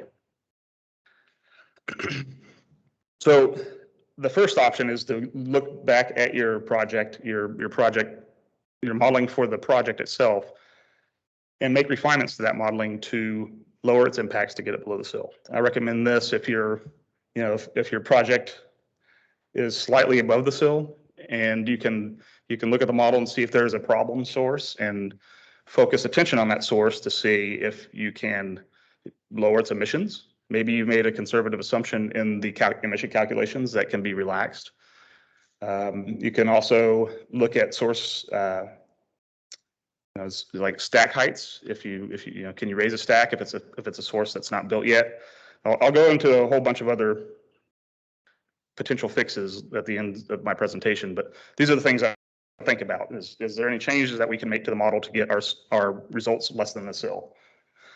And if there's no way to do that, and you've exhausted all ideas on that front, then you can move on to the site-wide or full NACS analysis. So assuming we're moving on to a full site-wide analysis, what do we need? What information do we need to plug into the model? Well, the first amount of information that we need is we need to include emissions of that NACS pollutant for all the sources at your site in the model. And so let's just say the example I gave earlier, you have a new boiler at your site and you modeled the project, which is just that boiler for the sill analysis. If the impacts for that boiler exceed the sill, then we have to look at all other sources of, let's just assume NOx at your site and plug those in the model. And the emission rates that you use for your site-wide emissions are potential emissions for all sources. So if you had let's say the boiler was existing and you were increasing its firing rate, in the SIL analysis, you only look at the change in emissions that you're authorized for. But when you go to the site-wide, analysis, you have to plug in the full potential emission rate for the pollutant that you're reviewing.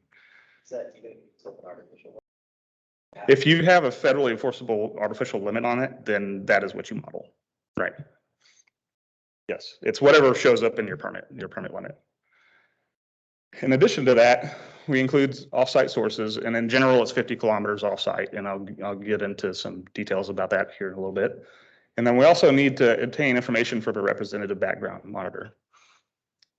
This is, using the like in the state of Texas, they have their monitoring network. You have to go to that monitor and pull a background concentration, and use that information in the equation below, where when you have modeled all of your site-wide emissions, plus including sources that are off-site within 50 kilometers of your area of impact, that result will go into your modeled impacts, and then you add the background concentration on top of that, and that value needs to be less than the NAAQS. So things to consider when you're including or when you're reviewing information for off-site sources. This can be very time-consuming. If you're in a state that doesn't have much industry, they usually have a database that's pretty up to date, and so it's not too big of a chore. But my history here in Texas is if you have to do this analysis, the database wasn't strong in the past, and it not really kept up to date, and so there's a lot of supplemental information research that needs to be done to update it, especially if you're in like the Houston Ship Channel where there's a lot of industry. So it can be time consuming, but another thing to consider is that if you're doing, you have to do this analysis if you are doing the PSD or federal NAAQS review.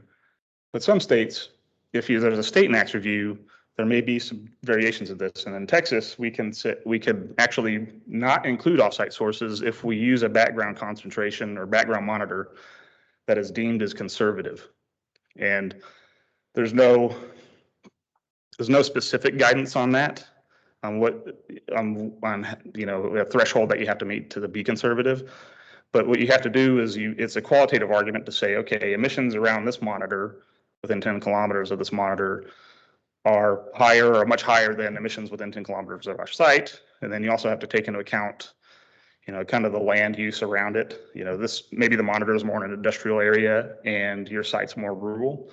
So if you can make those arguments to the state and say, because of this, we deem this monitor as conservative, and presuming the state approves it, then you don't have to include offsite sources in your NAAQS demonstration.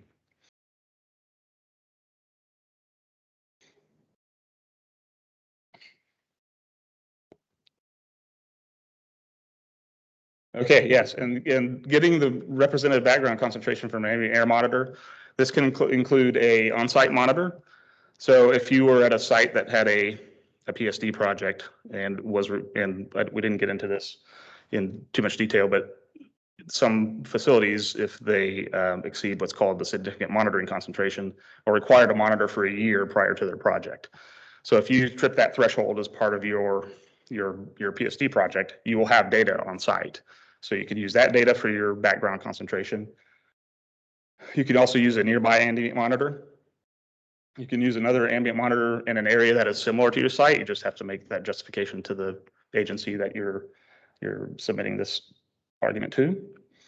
And then also you need to consider, again, what review you're doing. If you're doing federal review, you have to use a background monitor. But if you have a state level NAAQS, say like in New Mexico, if their requirement is if you include offsite sources in your model, then you don't have to include the background monitor. So it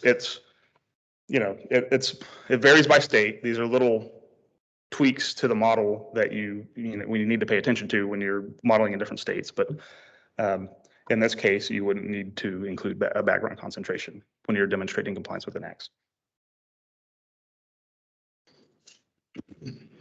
So some additional consideration needs to be made for ozone and PM 2.5. And this is because Recently, the effects of secondary formation of these pollutants has I guess, been pushed by the EPA and state agencies. And so before, I say before, a few years ago, you know, if you had a project that had emission increases of the precursors of these pollutants, which ozone is formed by chemical reactions in the atmosphere by NOx and VOCs. Those are the two precursors. PM 2.5 is also formed by emissions of NOx and SO2. So those are the precursors for PM 2.5. And before, if you had these increases for at least ozone, you could make a qualitative argument to say, hey, look, my increases aren't that high. You know, nothing to see here. And the states would take it. I mean, it was a little more, you know, detailed than that, but essentially that's what happens. But the EPA recently came out with what's called a model emission rate precursor, which is it's a relationship between the emissions of a precursor pollutant for NOx, VOC, for ozone, it's VOC and NOx, to the generation of that secondary pollutant. And so all it is a number that they ran photochemical modeling across the United States and determined, okay, if you have this amount of emissions here, this is what you would expect as far as secondary generation of X pollutant. And so now we have a kind of a tier 1 tool that we can use to estimate what the secondary pollutant formation would be for these pollutants. So if you're doing an ozone analysis, so I guess I'll step back and say the EPA's guidance for when you have to review secondary pollutant formation is if you have a PSD project that exceeds significant emission rates for the precursor pollutants. So and for PSD, the significant emission rate for ozone and NOx is both 40 tons. Ozone and VOC, VOC and NOx for ozone are both 40 tons for each pollutant. And then same thing for PM 2.5, NOx is again 40 tons and SO2 is 40 tons. So if your project had an increase of that, if it's a PSD review project and it had an increase over 40 tons, then you would have to consider it. But some states have taken that beyond what the EPA said, and I'll give an example here in Texas. If we have a case-by-case NSR, which is a minor NSR, or I would say a minor NSR permit, we have to consider secondary PM 2.5 formation in it. Even though the EPA says, you know, technically their guidance says we don't have to, the state is making us do that for our minor modeling demonstrations. So, so again, you got to check with the agency on what their stance is on including secondary formation. But if you have to include it, then you can use these burps to estimate what the impacts would be. And I'll also say that if you're looking at ozone isn't modeled as a pollutant directly from your site. So we don't use AirMod for ozone. We simply use a MERP to determine what its impacts are. And if for some reason the impacts are too high when you look at your MERPs and when you're using MERPs to estimate what those emissions are, then the next level is photochemical modeling, which is, you know, very time consuming, complex modeling, costs a lot of money to run.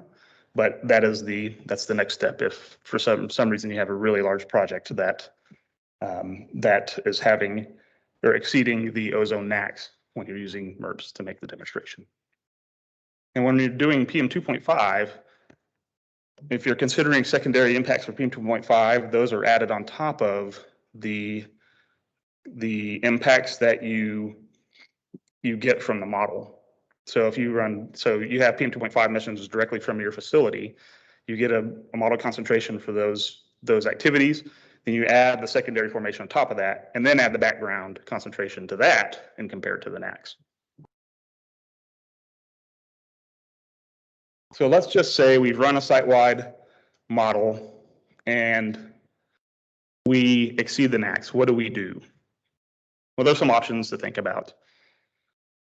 And the first option I'm going to talk about relates to NO2. NO2 is, you know, it has both an hourly and an annual NAC standard. And the first tier for modeling NO2 is just assuming that all NOx from your sources is equal to NO2. And if that doesn't work, then you can choose to use what's called the ambient ratio method 2 or ARM2 approach to reduce your NOx, your modeled NO2 impacts. And so the way that works is you plug NOx into the model, you plug your NOx emission rates, which is the sum of both NO and NO2, and you basically flip a switch and say use ARM2. And what it does is it looks at the NOx concentrations that are generated in the model and applies a ratio, an NO2 to NOx ratio, to reduce those concentrations to get what we would expect NO2 concentrations to be, because we're comparing to the NO2 NACs. And this is a EPA equation. It's a polynomial that the EPA approved for use in the model. And so all it is, like I said, is just a switch we turn on. If that doesn't work, another option could be to use what's called the Tier 3 approach, which is a more refined review of the impacts to get a better, I guess a more refined NO2 to NOx ratio that we can apply to our ambient impacts. This approach consists of using either what's called the plume volume molar ratio method or the ozone limiting method. Both of these approaches require the use of background ozone concentration data used on an hourly basis and in-stack NO2 to NOx ratios. And it uses this information and to estimate what the ambient NOx to NO2, or rather NO2 to NOx ratio would be. If you're having issues with pollutants that have a longer averaging period than maybe 1 hour, because what we plug into the model is a maximum hourly emission rate.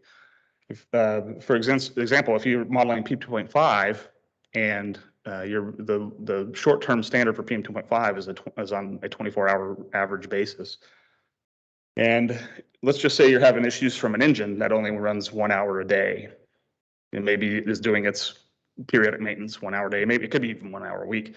Let's just say it's 1 hour a day. You could propose taking that hourly emission rate and averaging over the whole day and using that for that particular pollutants demonstration. Another kind of similar fix or consideration is the intermittent source guidance. This was described in the memo from the EPA, Tyler Fox from the EPA from March 1st of 2011, 10 years ago. Whenever the 1 hour NO2 and SO2 NACs came out, the newest versions of those came out, people were having problems meeting those requirements or meeting those NACs limits because of the way that the standard was organized. And so the EPA addressed that in this memo and said, okay, if you have a source, and in their example, they said if it operates 500 hours a year or less, you can take the annual emissions for that source, and it's only for the 1 hour NO2 and SO2. You can take those 1 hour emissions, or rather annual emissions for that source, and average it, get an average hourly emission rate, and use that for demonstrating compliance with the 1 hour SO2 and 1 hour NACs. I will caution the use of this in the state of Texas because they've pushed back when proposing this, and the reason being is if you have 500 hours of operation for a source and it's all consecutive, you start your operation and it runs 500 hours and stops, there could be an exceedance of the NACs that the TCQ doesn't. In that case, the TCQ wouldn't let you do it because they would consider that to be continuous operation in that time frame, and if that happens during a time of the year where you have bad impacts or high impacts, then you could potentially exceed the NACs. And so what they're looking for is truly sporadic operation throughout the year. So you've got to make that demonstration to the TCQ. But other states are more lenient. They say, hey, the EPA has this memo. We're going to follow it by what they, by the letter of their memo, and they'll let you use it, the intermittent source guidance, without having to justify it like you would to the TCQ. Another option is using urban versus rural dispersion options. If you haven't taken advantage of the urban dispersion option and you are in an urban area, I highly recommend it, because what it does is it takes into account the effects of the urban heat island effect. And so at nighttime, when the atmosphere cools, you get really stable air, and any pollutants that are emitted from your site hug the ground. And if you have the urban heat island effect, it actually helps mix those pollutants up more so than you would in a rural area, and it helps dilute your concentrations, your offsite concentrations. So it's a helpful tool if you're in an urban area and can use that. Another option is to process your own metadata. If you're using just the generic state data that was provided to you, you could find maybe a weather station that's close to you and process it, and maybe it'll give you better impacts. Could do a culpability analysis, which is if you're doing the full NAAQS analysis and right next to your site, you don't have issues with meeting the NAAQS, but maybe over here next to this other site you do, because you were significant at one time in the year when you modeled it, your significance analysis. So you have to model those impacts over near this other site. And if you can demonstrate that the other side is causing the issue and not your site, then that is a valid argument to make to the agency. And the way you do this is you look at every hour in which the model calculates an exceedance of the NAAQS and look at your site's contribution to that. And if every hour in which that exceedance occurs, you're always below the sill, then you can say this isn't my site's issue. This is the other site's. And some states will let you issue the permit after that. Texas is a little more stringent in that they won't issue the permit, but they'll help you because they realize that it's not your problem. So they'll help you in more so than they would if you didn't have the issue, and trying to demonstrate that that there is not an exceedance of the NAAQS. The last thing we could do, well, this isn't the last thing. I think I got one more slide, but the last thing we can do with regard to model-related fixes is implement an operational restriction. Maybe your site, or maybe sources at your site will only operate between 6 a.m. and 6 p.m. If you know that, you can plug that in the model and ignore all the hours in the nighttime. And something to consider is if you propose one of these operational restrictions, it will become a condition in your permit. So you need to make sure that you're okay with it. But if there's no way you're ever going to operate at a certain time, then you can take that into account in the model. Some other things to consider is, can you revise a stack? If you're having issues from a stack that is horizontal, can you put an elbow on it to force those emissions vertically up into the atmosphere? Because again, we're modeling ground level concentrations. If we turn those emissions vertically in the atmosphere, it will lower your offsite impacts. If a stack has like a rain cap on it, can you take the rain cap off to help facilitate the vertical plume rise from your stack? And if you're modeling a flare, is there more heat that can be considered whenever you're operating? Flares are parameterized by heat, and more heat equals better impacts. So something to consider there. And also, can you revise your stack heights, flows, or temperatures? Can those be raised? If you raise those, they typically result in lower offsite impacts. Can you relocate a source? Have you put an engine right next to your property line? I've seen it happen.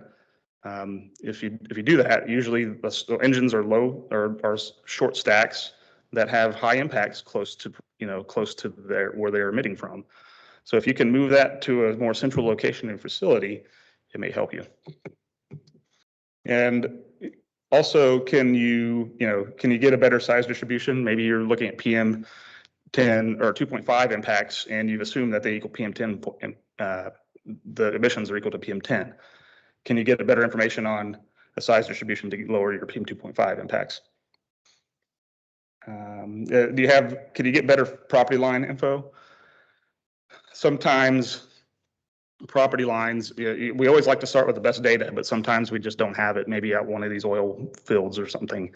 And so, if the property line data that goes into it isn't good, can we refine it? Or can we buy the property next door where we're having impacts? If it's for sale, that could be a potential solution. And last but not least, if it's available, can you justify using another background monitor? If you may have one that's close to you, but it may have a lot more emissions around it than your facility, and maybe the one that's the next county over or a few counties over is better representative of your site. So that's something to think about there. So with that, does anybody have any questions?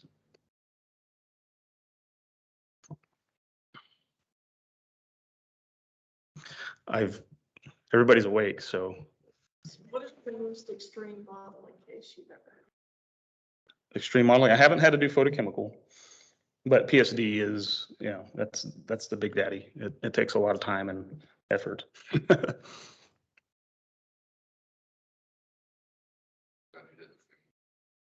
No, not your facility. All right, guys. Well, appreciate y'all coming and listening to this. I guess we got about 20 minutes before lunch. So if y'all have any additional questions, feel free to come up and ask us. And yeah, it was a pleasure. Thanks, everybody.